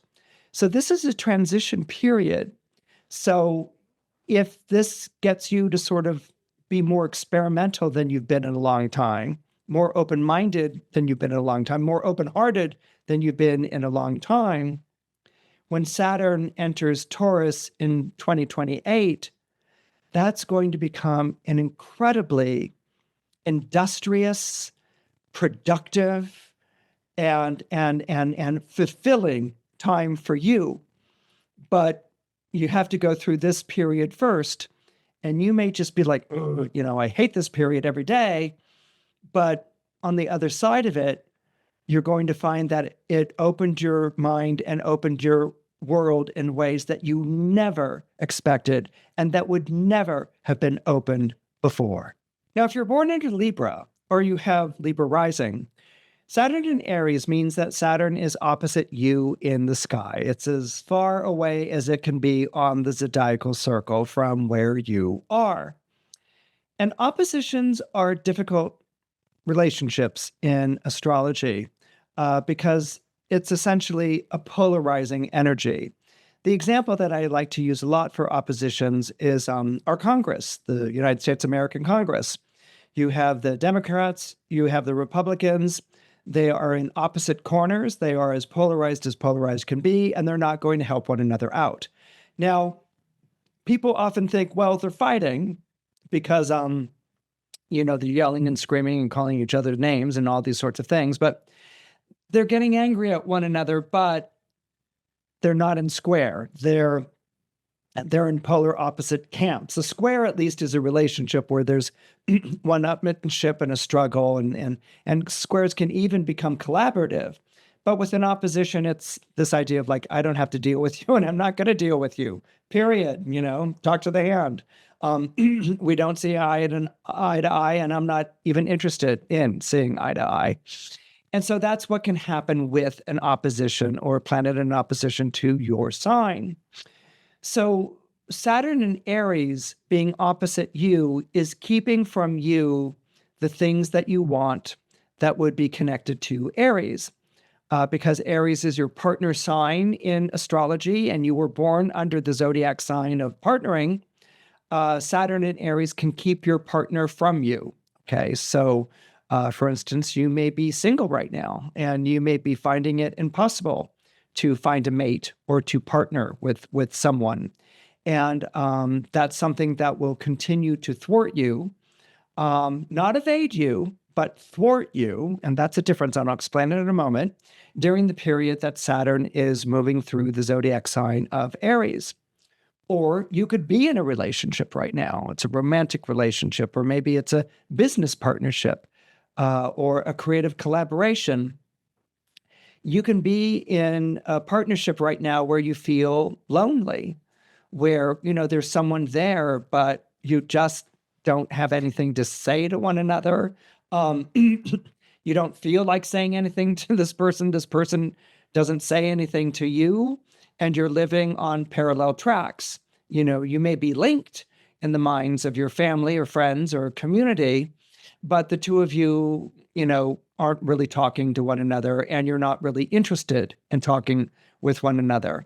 Or you may even feel like the other person's interested in it, and you could really care less. You just are not, you're just not interested. Okay, and that's where Saturn as a depressant can depress the energies of Aries. Aries is connected to desire and desirability, and with Saturn there, you desire, but it's not available. It's not accessible. It's not within reach for you. And those can be the things that take place when Saturn is traveling through the zodiac sign of Aries. But what I want to sort of bring together here for you is that it's one of those ideas that I first started this episode with. Think of what Saturn brings out in the zodiac sign, right? Saturn can be an inhibiting force or depressive force, but Saturn also brings out what's difficult about being that zodiac sign. Aries is a zodiac sign of urgency and wanting to be out ahead and take the lead and be out in front and first.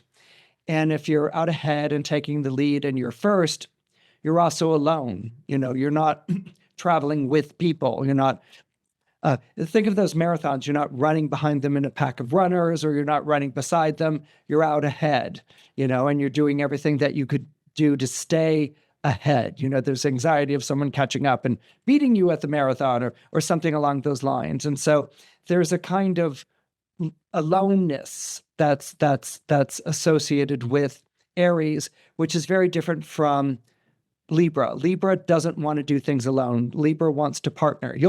you'll partner with anyone. And I'm not saying like you'll, get married to anyone or anything like that. But what I'm saying is like to you, a partnership is a collaboration where you're working together with that person. So for people born under Libra, partnering with a spouse is important, or a business partner. But you'll put just as much care and concern into your dry cleaner or your dog walker. Okay, that these are living relationships, and Libras are very much about their living relationships. The people in your life are as important as, a spouse or a partner would be, because you have kind of mini marriages or partnerships with each one of them. So with the Saturn here, that partnering energy isn't available right now. And so there might be a feeling of kind of like automatic pilot, or, okay, this is a situation that I got myself into and I'm not really interested in changing it, or something along those lines. And what's going to happen is that the longer there's no connection to the person, the more restless and the more frustrated you're going to grow.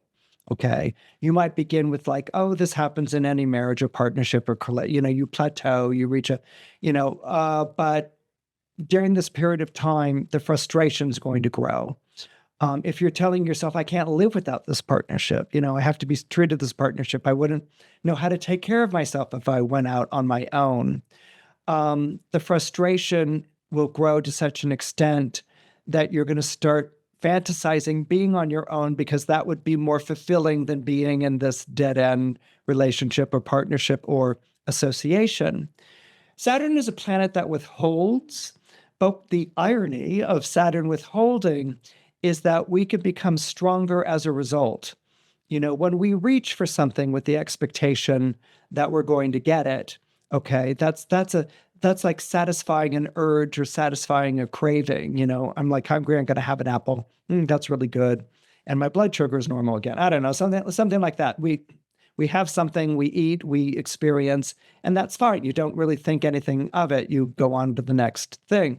When something is withheld from us, we can either be like, well, maybe I didn't want it that much, or maybe it's like, I really want it, and so it's withholding is a thwarting of a way.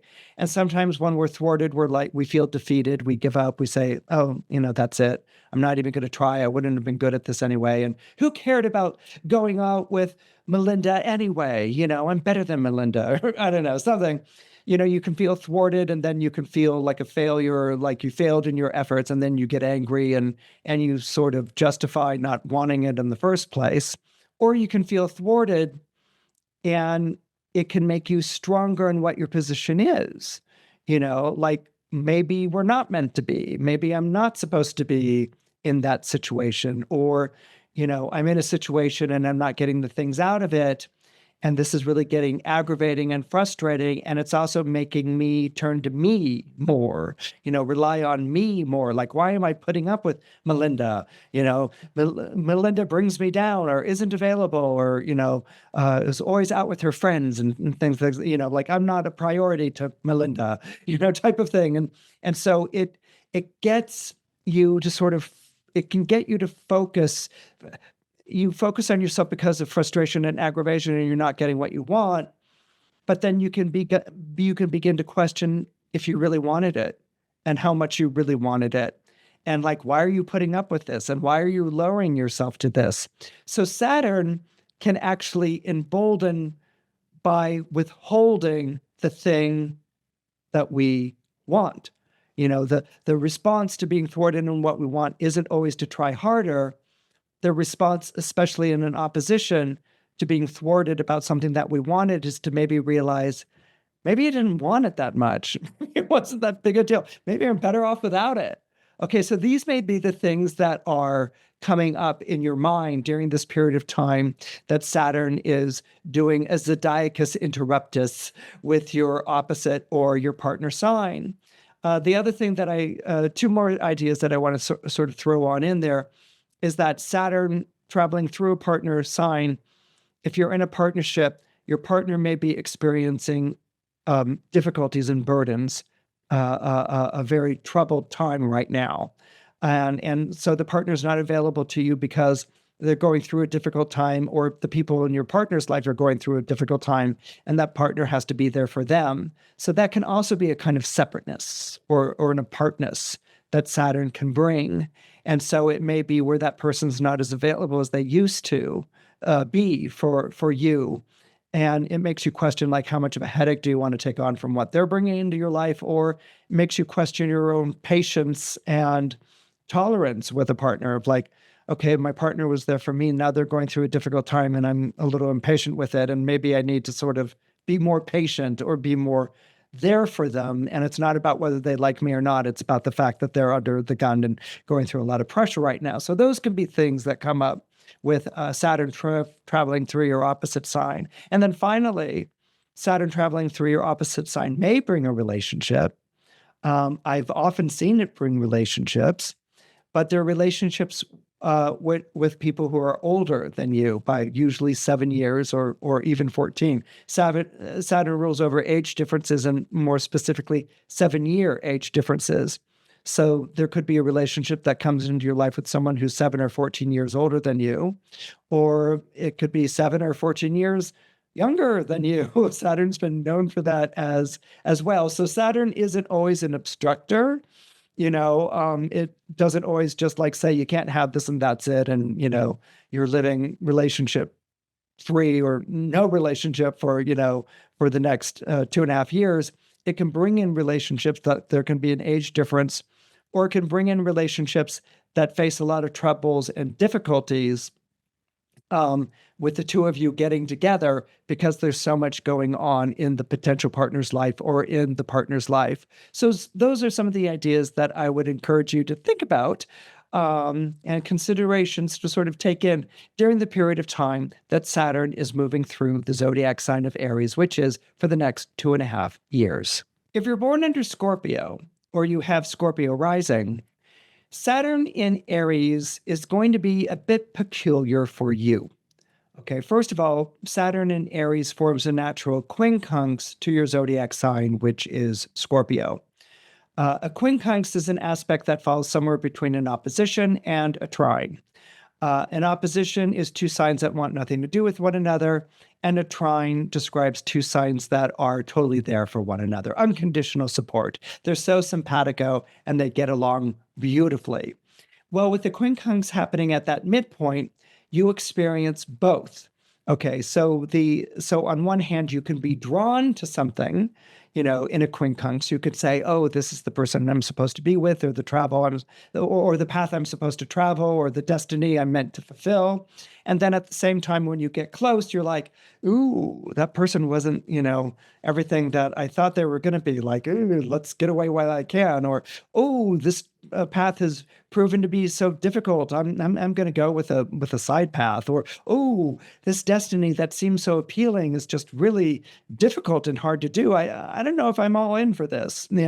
So quincunx makes you go towards what you want and then away from what you want.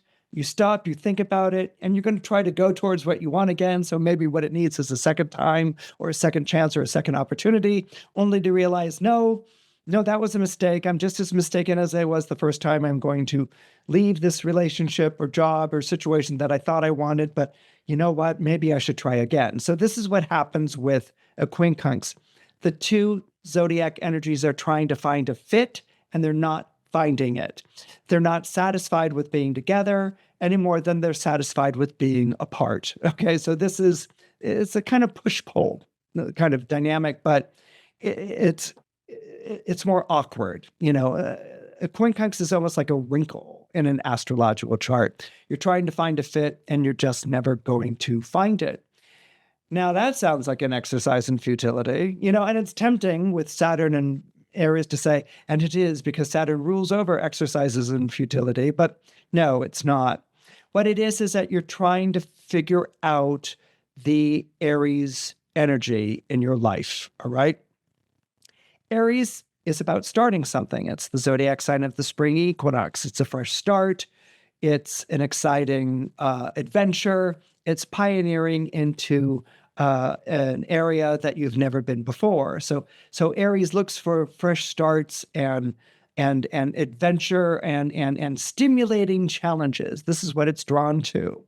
And being a Scorpio, you're Mars ruled, like Aries is Mars ruled. So you're into those things too. You're into a fresh adventure or a pioneering spirit or trying something that you've never tried. And if there's an obstacle or a challenge that comes up, you're into fighting that obstacle and wrestling with that obstacle and taking it on. You're passionate, just like Aries is passionate, but being a Scorpio, you're kind of more obsessive than passionate. You're obsessed with something that denies you, or obsessed with something that defies you, or obsessed with something that you can't possibly have. So Scorpios can be driven very much by their obsessions, wanting those things that they can't have, and being hooked on wanting it. This is something that really drives a Scorpio. And passion will drive an Aries, which is like, I can't live without it. I love you. I have passion. And obsession, which is, I can't live without you. I have to have you. You have to be in my life. Okay, this can also be something that drives a Scorpio. So what happens when you have Saturn going through the zodiac sign of Aries? What happens when you have Saturn going through the zodiac sign of Aries is that you're not going to get what you want, no matter how you try to fight for it. Okay, you're just not going to get it. Okay, now I can understand being a Scorpio, your first reaction is, then why try? I'm not even going to try. That's the story of my life. I've had my heart broken a million times. I've been frustrated or dealt with, secondary things, settling for second prize, third prize, then why bother? I'm not even signing on for this Saturn and Aries misadventure, Christopher. So that might be your reaction, but there's more going on than that. Saturn will withhold its energy. That's one of the things that the planet does. It withholds something you want from you. I mean, if Aries is passion and Saturn withholds, it's withheld passion. Okay, what you're striving for, what you want, is not going to be yours, all right? And again, our first reaction is like, well, that sounds like a waste of time and effort. Forget it, skip it ahead. But that's not how it's going to work. You may go into a sort of plateau period where during this 2.5-year period where it's hard to get your fire going, where it's hard to get that Mars drive going, where it's hard to really feel the passion or the obsession that you once felt. Okay. Or you might be in a period of time in your life in which it's like, I'm past those passions and obsessions and I want a comfortable and a lovely life. There's going to come into it during this 2.5-year period something that grabs your interest and you can't have it. And you're not going to get it. Okay. Again, the first reaction will be like, well, who needs it? Skip it. But it keeps circling back. It's like that quincunx energy. You're drawn to it. It's not going to work. You're drawn to it. It's not going to work. Okay. And what could possibly be the point of this? Saturn is the planet of delays and detours. Okay. It's obstacles, test trials, and tribulations, but it's also the planet of detours and delays. Okay. It interrupts the highway. It takes us down another path that wasn't the path we were expecting to go. And our first reaction can be that this is a waste of time and energy. But what happens with this detour, what happens with this delay, is a kind of incubating period. It kind of allows us to leave behind the things that used to drive us, like maybe passion or obsession or anger or fighting. It allows us to leave that behind, and we go into a kind of like plateau period where those old obsessions or passions don't light our fire like they used to, and where we want to go and hook in with a new one, but it's not going to work out. And it kind of reinforces that plateau place, that place where things aren't really moving for you. So this isn't a period of suspended animation or stagnation or anything like it. It's a period of chronic frustration but that chronic frustration serves a purpose in your life. We live in a society where if we see a problem, we want to solve it. If we want it, we put it in our shopping cart on Amazon or checkout and we get it. We're used to gratification. We live in a society that might even go through things where we don't get the things we want, and that can be agonizing and hook us into, a feeling of being hurt and rejected over and over and over again. What we're not always used to is a period of time where you're kind of put into a plateau period. And Saturn, the planet of time, is also the planet of timeless places where you live in a kind of almost limbo or a plateau period.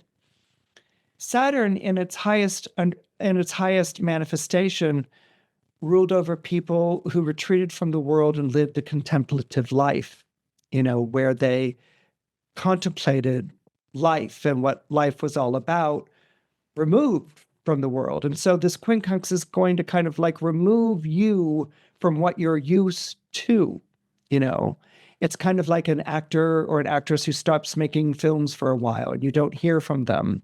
And then all of a sudden they emerge with this like extraordinary project or something like that. Where have you been all this? Oh, this, but I don't want to emphasize that too much because that's still too results oriented.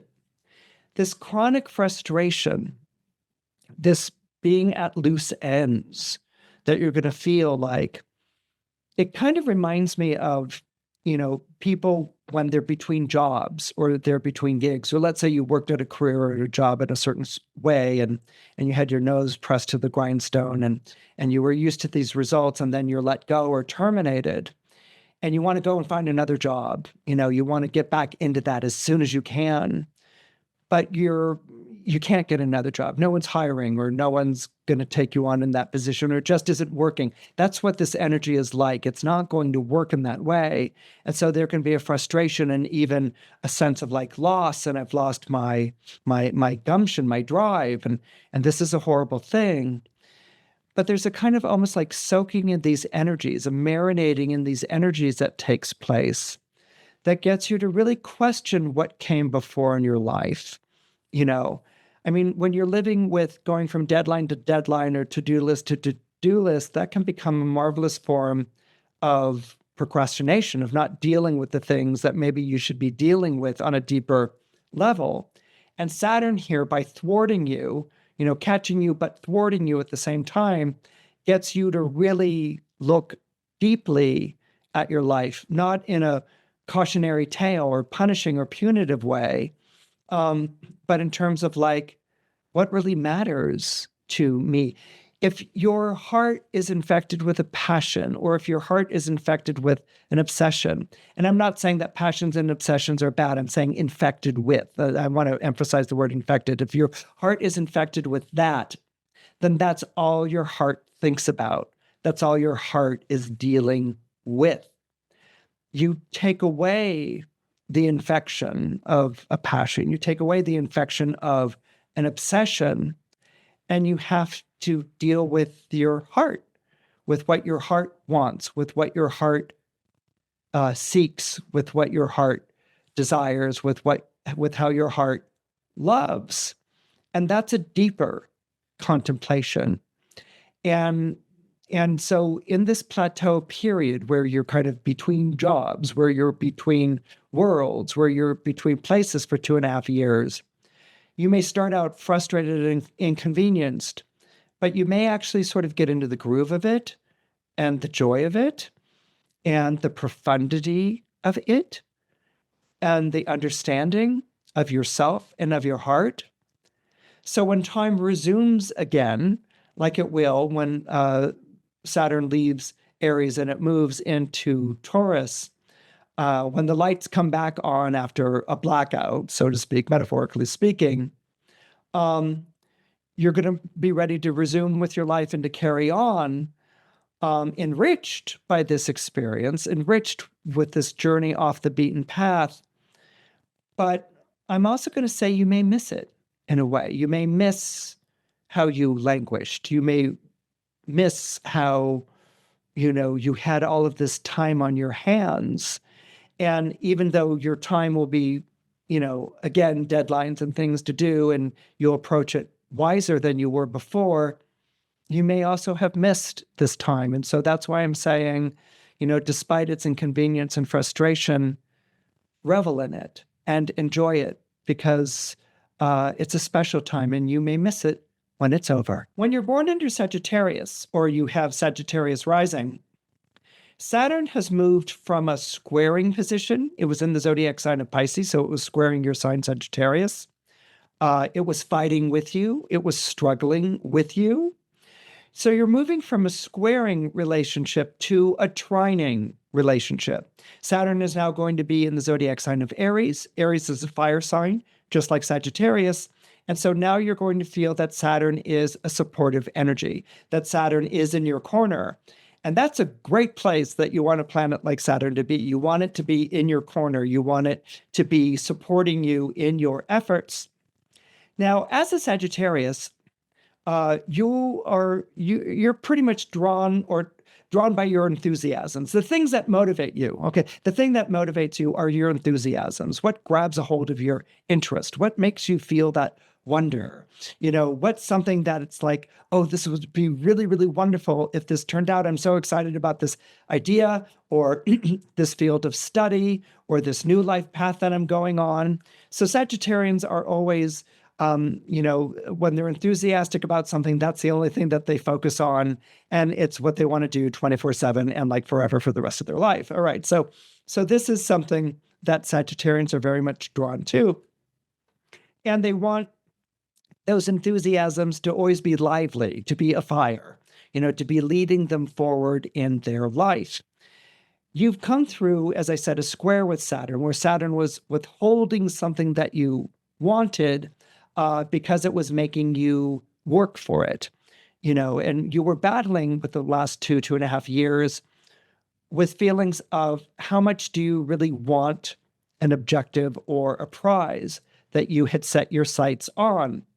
It wasn't coming easy.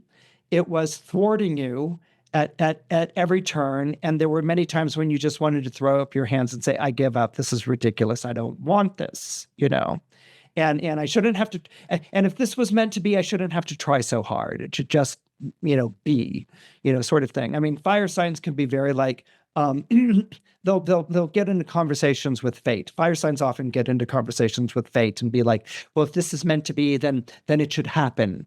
It shouldn't be like thwarting me as something that's difficulty. So if you want to give me this fate and good fortune, then show me that you're on my side. Fire signs are always questioning God or goddess or whatever, larger than life, a cosmic force is at work in their lives. And so there's been a lot of struggling with self-doubt and anxiety, whether you were good enough, maybe there was something you were pursuing, like an objective or a vocation or a calling. You were following a calling, and it kept thwarting you. It kept eluding you. It wasn't coming within range. And there might have been times in which you were like, well, I'm not going to do this calling, but you found yourself following the calling anyway. And as a result, you found yourself getting better, getting stronger, more confident, more sure of yourself. So there really has been this moment of, or this period of time of confidence building, that the square just hasn't been, one-upmanship with yourself. Saturn was in a Jupiter-ruled sign. Pisces is ruled by Jupiter. The traditional ruler of Pisces is Jupiter, and Jupiter is also the ruler of Sagittarius. So there was meaning in this conflict. There was there was a fight. You were being thwarted, but you were also getting a sense of meaning and purpose and being put into contact with your higher purpose. You could see what you could become if you traveled this path. Okay. So that may be kind of where you are right now. You could see where things could go. You didn't start out with the clearest idea, but now after the struggle, internal struggle, spiritual struggle, you have a clear idea, and you could see this happening. This could really be a thing in your life, whether, again, it's a calling, a relationship, a vocation, etc. But you may still doubt your ability to accomplish it, okay? You've got the enthusiasm, you have the belief, but do you have the discipline? Do you have the commitment? Do you have the focus? And those are big questions for a Sagittarius. Okay. Sagittarius is fine when they're all, enthusiastic and excited about something. But if it's like, well, I have to focus on this to the exclusion of everything else, I have to show a determination, I have to go the distance. Sagittarians are like, I'm not sure I have what it takes to do that. And so Sagittarians will rely on sort of like, you can do it, that kind of Jupiterian cheerleading quality. You could do it. You're up to it. Go for it. Yeah, I believe in you. Sagittarians are kind of looking around for the cheerleaders in their life, people who will hold that belief for them, who will be like, yeah, you could do it. I know you could do it, Bridget. You're great. You're wonderful. Sagittarians will look for that. When you're dealing with Saturn trining you, which is meaning it's in your corner, it's behind you, that doesn't mean that Saturn stops testing you. Okay? Saturn's going to say, how much do you want this? How hard are you going to try? Are you going to stick with it? And that can be kind of paralyzing feeling for a Sagittarian. That could be kind of like, ooh, Saturn really means business. I don't know. And you want to respond with your enthusiasm. You want to respond with your belief and your faith. And Sagittarius is going to say, that's helpful, but that's not going to do it for you. You have to bring more than belief. You have to bring more than faith. You have to bring stick-to-itiveness. Saturn's in Aries. You have to bring grit. You have to risk falling on your face. Okay. And that's hard for fire signs to do. Fire signs can take on a struggle. They can go on an adventure. They can go on a quest. But the idea of falling on their face, fire signs don't do that. Okay. And that's hard for a fire sign to do. And what Saturn is doing is the more that you commit to something, Saturn is going to take away a choice. The more that you commit to this pursuit, you have to give something else up. The more that you focus on what you want to do, another opportunity falls away. And what Saturn's doing is getting rid of the distractions. It's getting rid of the distractions. I remember when I was an acting student, one of the phrases that you would hear in acting school was like, well, the best actors are actors who have to act and they can't do anything else. They wouldn't be good at singing. They wouldn't be good at accounting. They wouldn't be good at physics. The only thing that they're good at is acting, and they can't. And so all they can do really is act. And so and what that meant was that you had to have a singularity of focus. And how convenient if your singularity of focus was reinforced by you being bad at doing anything else. I mean, that's convenient and helpful. But Saturn is like going to go deeper with you. Saturn's going to be like, you're going to do this, and now you can't do this anymore. You're going to do this, and now I'm removing this option from you. Okay? And Sagittarians like their options. Sagittarians like their escape routes. And so this isn't something that's going to sit comfortably with you. And it may even be fear and anxiety producing. And that's where Saturn's going to take you. You may find that you're off on this new adventure, but you have more to lose. There's more at risk. This is serious business. And that may make you knock-kneed with fear and anxiety. We don't ever overcome our fears. Okay. We don't master our fears. Fears aren't there to be mastered. That's not what they do. Okay. But we can draw on our fears. We can redirect our fears, so that they work for us rather than against us. Performers are very much familiar, whether you're a theatrical performer or an athletic performer, they're familiar with that moment of just like when you cross from fear into ecstasy, when the performance takes over. And some of our most famous athletes have wrestled with that fear and anxiety getting in the way of the performance and strangling it. okay? That's Saturn too, the planet that delivers that excellence in your performance and ability by taking away your options, by taking away the safety net, is also the planet that will continue to sort of like thwart or be there. And so fear can drive you to go further than you would ever go on your own. But it also is something that we use the word fear management. I would use the phrase fear friendship, making friends with it. We all have friends that don't get along with other friends. Okay. And fear is one of them that don't get along with, other aspects of our psyche, but that we can be friends with. And this is where fear can work for you. It's not something to be mastered or outrun or talked over or dismissed with mantras. It's your friend, and if you befriend the fear, and if you follow Saturn's lead, which is, I'm going to get rid of these distractions so that you have no choice but to follow this course, but to follow this path. Hopefully it works out. It probably will. But even if it doesn't, there is that experience of having done this, which is, undeniable. You would never want to trade that in. The experience of this adventure, of knowing that you followed this path, that you gave up, the safe routes to go in this direction.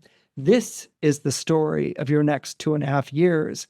And this is what's going to make this period of time so fulfilling and so revealing when you discover that you really can do more than you ever thought that you could ever do before.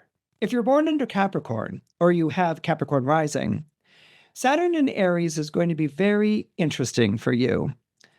Saturn is your ruling planet, meaning it's the planet that rules your zodiac sign. So it's your patron saint, your life coach, your corporate sponsor, and your den mother, all wrapped up into one.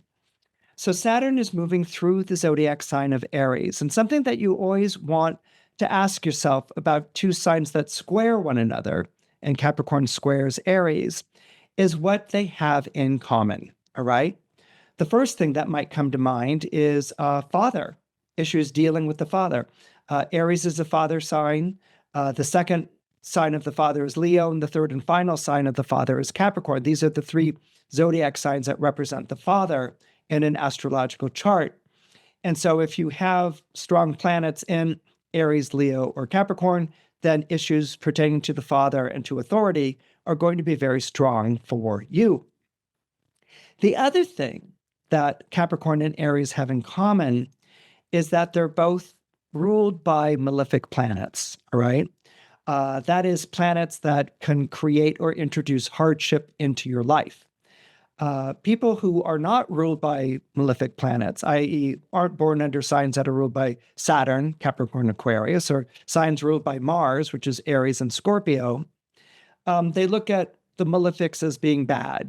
They're like, the bad boys and girls. You don't want to fraternize with them. They only bring trouble, But for those who are born under Mars, Aries and Scorpio, or Saturn, Capricorn and Aquarius, that malefic planet is your best friend. That malefic planet is the planet that gets you through the hard times. It gets you through the rough times. If you're born under Mars, you're expecting a struggle. If you're born under Saturn, you're expecting things to not come easily, And so that expectation gives you a kind of grit, that experience. It's more than an expectation. You've experienced this in your life, and it gives you a kind of grit. It gives you a kind of determination. So what happens when you have Saturn moving into a zodiac sign like Aries is that it's bringing up a lot of issues dealing with father and with authority in your life, all right?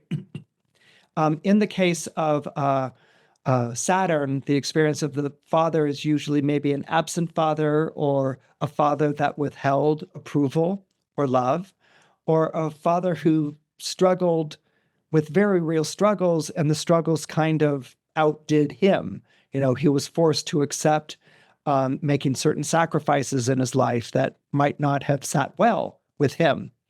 And so you may feel as a Capricorn, that that's not going to happen to you, that you're going to get around that you're not going to settle for that. When Saturn moves into a zodiac sign like Aries, you're kind of going back in time, and you're kind of reviewing the script about father and authority. People born under Capricorn can have a lot of fear and trembling when it comes to people who are father figures or authority figures or taking on those enormous responsibilities. They'll do it, but there's a lot of fear and anxiety that's connected to it. Capricorns, even if they've outgrown a situation in their life, still feel more comfortable coloring inside the lines, okay? Because they revere and respect authority. Even though they fear and resent authority, they also revere and respect authority. It's a Capricorn thing. It's very complicated, all right? So when Saturn goes into Aries, what you may feel is the aloneness of Aries right now in your life. Not lonely, but the aloneness. You may be traveling a path that's very different from one you've traveled before. Maybe you've hit your marks, you've made your accomplishments, you've done everything that you could do in a particular field or a particular ambition or a particular aspiration.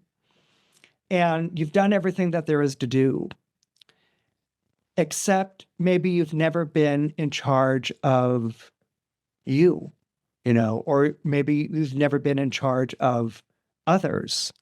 And this may be something that's visiting you right now in your life, okay? This might be the first time where you're in charge or you're working for yourself and you don't want to blow it, and there's a lot of fear and trembling about that. I mean, before, when you had, a demanding boss or a withholding authority figure in your life, that can kind of become a safety or a comfort zone for you. When that's removed and it's on your shoulders, that can be a bit frightening. And so that might be part of what this journey over the next 2.5 years will be. Maybe, because Saturn was recently in your sign, which was in from 2017 to 2020, the end of 2017 to the end of 2020, maybe you reached a peak, maybe you were in a position of authority, and maybe that unraveled in some way. Capricorns are often described as the mountain goat, and they climb to the top of the mountain, and they get to the top of the mountain, and they look around, and, I'm on top, But what Capricorns will often espy is a higher mountain in the distance. And the only way to get to that higher mountain isn't by getting one of those, fly lines or whatever that, you could just breeze across. No, you have to climb back down from the mountain you climbed, go through a valley, and climb back up that new mountain. And so maybe your past few years from 2020 to now, you came down off an accomplishment or a height because you espied something else, and you were in the valley for a bit, not really knowing what you were doing, but you wanted to be back up again. And now you're beginning that ascent again. But that ascent is a different mountain, and it's a higher mountain. I mean, we all want to be Sound of Music, climb every mountain, where the nun is inspirational and take on those challenges. But not every mountain is the same mountain, or it's not the same obstacle. And you may find yourself starting a new climb in your life right now that's taking you to a higher place, and that where there may be more at risk. And you have to sort of examine what you were like when you were on top before, and maybe even give up what you were like when you were on top before as you begin this new adventure. But you may also be examining your own relationship to father and your own relationship to authority. Did you wield it well before? Were you the best authority you could be, or were you not so great at it? And, what's it like taking on the mantle of authority again? Is it going to be a repeat, or are you going to do it in a different way? And so there's an aloneness here. Aries can bring an aloneness. Saturn can bring an aloneness. And as a Capricorn, you've done aloneness. I mean, Capricorns know how to do aloneness like nobody's business, but But what's going on here is that you may be filling the shoes of that father, living that life that that father didn't get to live, or you may be living your own version of your father's life in a whole different field or a whole different area where you are essentially becoming your own authority. And the Saturn in Aries may make you feel like, like this is a very challenging thing. Like you might want to return to old patterns, but this is actually about new patterns based on where you are right now in your life. And so you might actually be shedding the old sense of what it's like to be the person in charge and wrapping yourself in a new sense. And you may find that as a result of this not going back to what you were before, which is the story of the next 2 years of Saturn in Aries, you may find as a result, when Saturn changes signs in 2028 to Taurus, that this authority that you wear is a better fit, and that it suits you, and that you may be better at it than you ever were before. If you're born into Aquarius or you have Aquarius rising, Saturn in Aries is going to really be beneficial for you. First of all, it's a sextile. Fire signs understand air signs. They're very conversant with one another. You may not approach a problem or a situation in the same way. Fire signs have a very strong personal stamp, and they draw upon their own personal resources and the force of their personality even, as well as their passions and their enthusiasms and their excitements and certitude.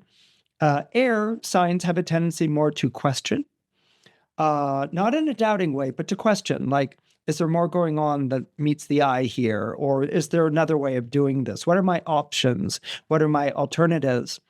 Who are other people that I can talk to about this, who may be able to contribute a different perspective, a different take on things, or are simply better at this than I am? How can I bring them in and coordinate efforts so that we end up with true success, something that everyone participated in? Air signs always want to get other people involved. Okay, not only do they want other people's perspectives and takes on things, but they want other people participating as well. Fire signs have a tendency to see it all coming out of, their vision, their belief, their efforts, their exertions. And air signs are like, why put it on yourself when everyone can help out here? And that's what they do. So with Saturn being in the zodiac sign of Aries and forming a sextile, Saturn becomes a helper, like a mentor for you in this particular position. All right. You're not going to be struggling against Saturn. You're not going to be like not understanding Saturn. You're not going to be like under the oppressive weight of Saturn. Saturn is helpful. And Saturn's helpful because Saturn is putting you in contact with those people who can help promote your interests. All right. And these are going to be very singular people. These are going to be very individual types of personalities. They're going to have very strong opinions. They're going to have very dynamic approaches. And these aren't always going to be in the way that you would foresee it. But because you have that air sign sensibility, you can let that strong personality come into the situation. You can let that very powerful opinion take hold and see how that strikes other people, that you're working with or living with. So being an Aquarius, it's almost like with Saturn and Aries, being a casting director with all these really wonderful potential stars. Okay, it's like you're not auditioning someone who reads for the part and they mumble, they're not that good. You're auditioning one fabulous person after another fabulous person after another fabulous person. So it's very conversant. You're drawing into your life over the next 2.5 years very dynamic personalities with very strong visions who are looking to work with you, who are looking to love you, who are working to be a part of your life. And they really feel like you're the center who holds everyone. They may struggle, they may fight, they may argue with one another, but this is what creative, collaborative energies do. And as an Aquarius, you're going to enjoy that. Not only because it's entertaining, because it is, but you're going to enjoy it because they're going to strike you with ideas that you didn't have before. They're going to challenge you to fully articulate the vision that you have. And they're going to push you to be the best that you can be, which is very much a fire sign energy. Fire signs are very much be the best that you can be. And you're going to show them how they can be better. All right.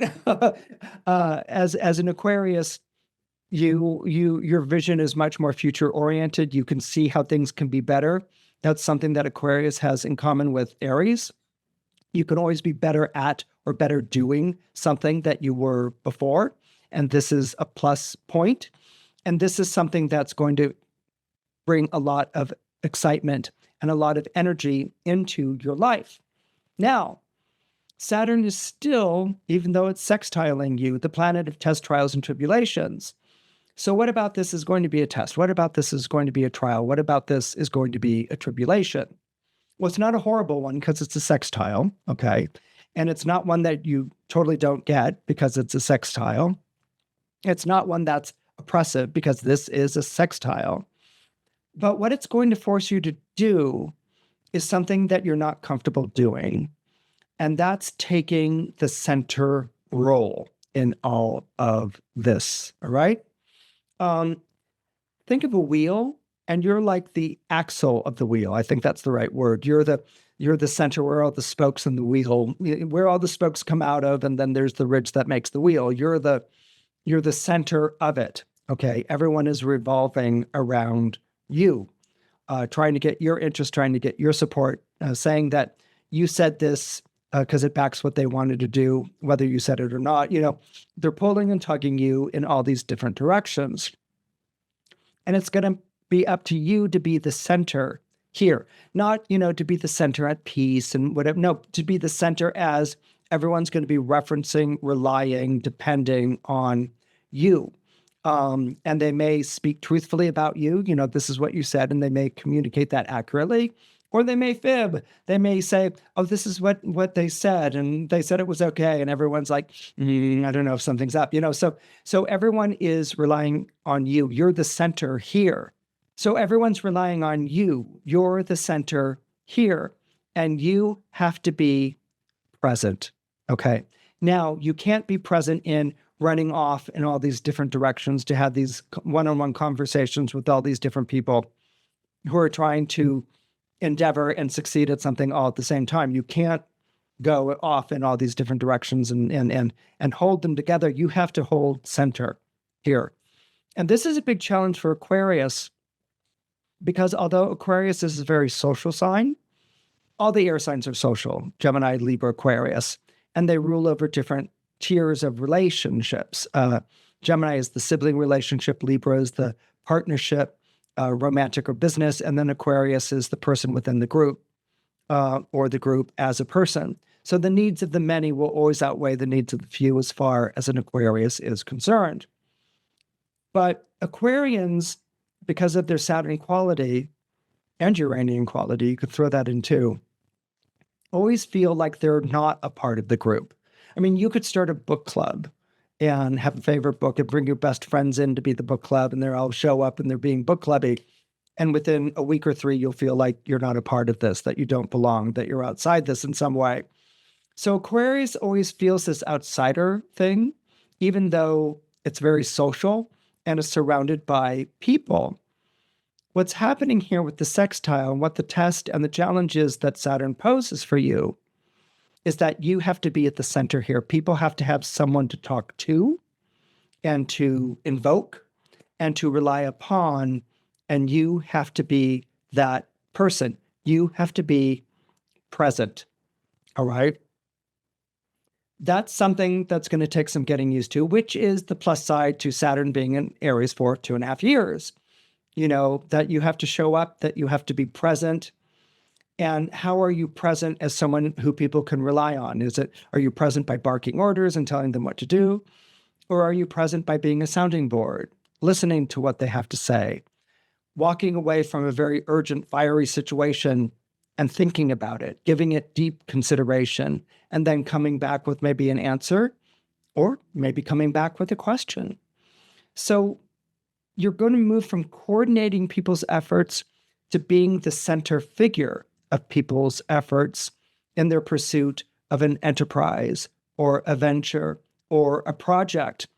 And you may begin feeling very much on the outside looking in, but at the end of this 2.5-year process, you're going to feel very much on the inside with all of these satellites orbiting around you.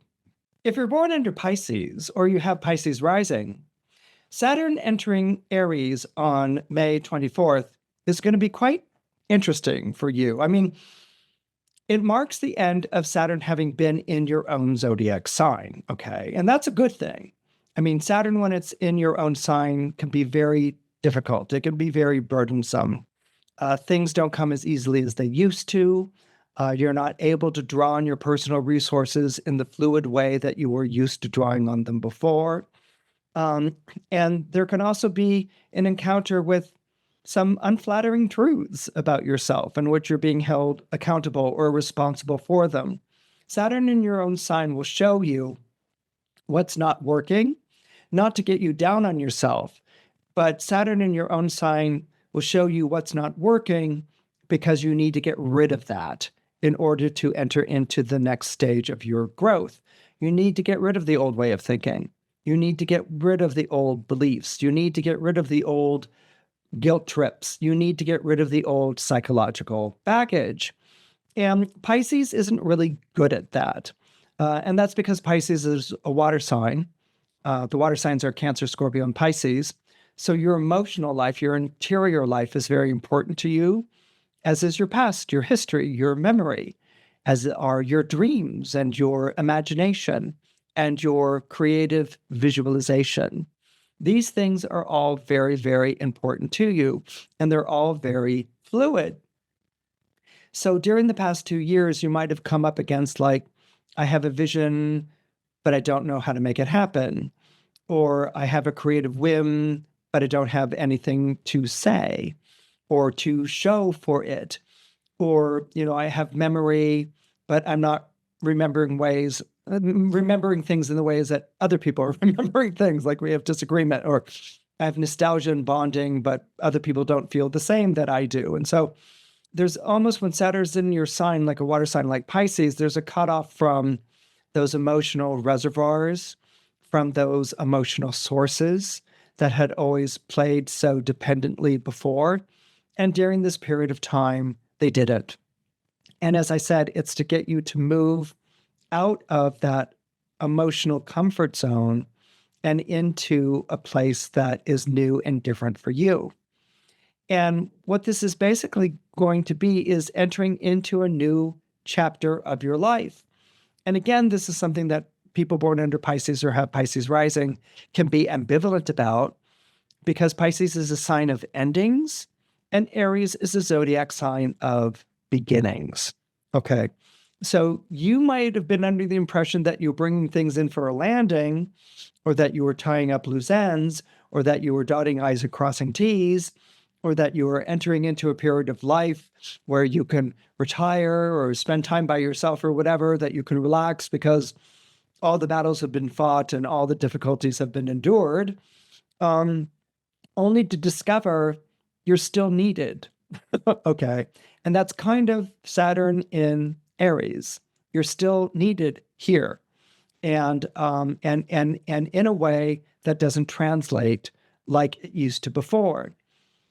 Pisces understands being needed emotionally, that someone is hurt and they need comfort, that someone feels misunderstood and they need sympathy, that someone is loveless and they need love. Pisces understands that, and it's wonderful at it. It's very giving, it's very generous, and it's very available for those things. But Pisces isn't too good at understanding being needed in a way that the other person is imposing on you, or being needed to maybe review or go back over the record, being needed to be there for a person who maybe isn't feeling emotionally good towards you, who might be feeling a grievance or an anger. Aries is a zodiac sign that's ruled by Mars, and so it can be associated to anger and maybe even hostility, or a feeling like you weren't there for me, and I'm mad at you for it, or I'm hurt, about this, and I can't trust you, or I can't rely on you. These are some of the unflattering truths that I'm talking about came out during the period of time that Saturn was in Pisces, and they're coming out now. Okay, there may be a sort of insistence, that you meet these, that you answer these, like, why weren't you there? Why weren't you dependable? Why didn't you keep loving me, even though I was going through a time where I was being rather loveless towards you, that sort of a thing. And so with Saturn moving into Aries, which is a new beginning, this beginning isn't fresh. It's not like it's wiped the slate clean and now there's a great new tomorrow. This new beginning has its roots in what came before. And so you may be feeling like you have to answer for things, that you might have to defend yourself in some way, that you may have to explain why things happened, or you may feel resentful that you're even called upon to do this or anything along those lines. And you may feel this from loved ones or friends who've known you a long time, or even colleagues. What Saturn in Aries is actually getting you to do is to examine anger in your life and to work with anger in a different way. Pisces is often portrayed as being unconditionally forgiving and, not an angry bone in their body, and they will always love you, these sorts of things. And that's not really accurate. I mean, if you talk about unconditional love, that doesn't mean a generic love. That means an experience of love in all of its expressions, okay? In all of its expressions. So if you feel love, you feel hurt. If you feel love, you can feel forgiveness. If you feel love, you can feel hate. You can feel jealousy. You can feel hostility. All of these emotions come from love, whether it's the richness of love or the deprivation of love. But one emotion that Pisceans are very familiar with is guilt. I feel guilty about this. I feel guilty that this turned out the way it turned out. And I'm down on myself on it. And I'm punishing myself, and I'm down on myself about these sorts of things. But guilt is based on things like shame and anger. Okay. And I think what makes guilt really difficult is that it's kind of a helpless anger. That you did something wrong. You're not humbled, but humiliated. You feel bad that it turned out, and you should have made it turn out in a different way. So that when someone does the guilt trip or presses a guilt button, you can feel real anger and real hostility about it, and there can be a sort of underwriting anger that comes with all of this. And what makes it a bit controversial for you as a Pisces is you're not supposed to feel that. You're supposed to be unconditional loving, empathy, and sympathetic. And you are unconditional love, empathy, sympathy, and empathetic. You are all those things, but you're also all the other things as well. It's just you're not allowed to be that. So Saturn in Aries, when I say that, it's kind of getting you in touch with guilt feelings about anger, okay, which is a way to read it. I mean, Aries is ruled by Mars. Mars is named after the god of war. Saturn can be guilt and the burden of guilt, okay? This isn't about you, now it's your turn to be angry, so now you go and get to get angry at people and give them a piece of your mind and all that sort of thing. It's not your turn to be angry. It's how do you redirect that? What's going on with that anger? And how do you direct it? And how do you direct it? I mean, part of it is getting angry, and you have a right to get angry and all those sorts of things. But Saturn isn't Mars, okay? If it were Mars, it would be like, get angry, kick him in the shins and get it out of your system, okay? That's Mars, okay, with anger. Saturn is, you're angry, and was that okay? Was that right? Was that a good way to express yourself? Didn't you just continue the cycle of resentment? And besides, by getting angry like that, you gave away your weakness. And Saturn in Aries is going to really emphasize Aries's discomfort with weakness. Aries doesn't like to be perceived as weak, and it doesn't like weakness in others. And so with that Saturn in Aries, it's going to be like, did you give away your power? Did you give away your status? Something like that. As you sit with that, and you're going to go through a lot of clumsy experiences where anger comes out, hostility comes out, you get to have your say and be mad at people and things like that. And people might be like, what happened to my goldfish Pisces? When did you turn into this like white shark of terror? I mean, you may go through a period like that, and you get to go through a period like that, but you don't get to stay there. You have to bring it around to being Pisces again. It's not about, it's my turn to be angry or aggrieved, but what do I do with this anger and this grievance? And how do I bring this person back into my life? Pisces doesn't want to live with that angry, hostile, frustrated, annoyed, pissed off place. It doesn't want to live there. It can get stormy. Pisces is ruled by Jupiter and Neptune. These are two storm gods. It can get stormy, but storms abate and go back to being calm again. That's where Pisces wants to be. So as you own your anger, and that it's not reactive, but something that you can direct, okay? As you own your anger, you'll become empowered by it. Again, not in a flipping the bird at everyone and barking back way, but in expressing and exuding a natural confidence and authority. People may be angry at you for things because you weren't there and they wanted you to be there, and it's based on that pain and hurt. People may be angry at you for things because you brought about something that really wasn't working and you didn't listen to them, and bad things happened, and they want you to be responsible or accountable in some way. This Saturn in Aries is teaching you that you can be present, that you can be responsible, that you can be accountable. And it doesn't mean a spanking machine. It doesn't mean running down a row of, school children ready to spank you, or it doesn't mean a hair shirt, or it doesn't mean, a self-punishing, that you don't have to go to self-punishment to outrace, what you are afraid might be scorn on someone else's part. You have a natural ability to reach through pain to touch the pain in another person. And through that recognition and through that understanding and sympathy, to relieve the pain.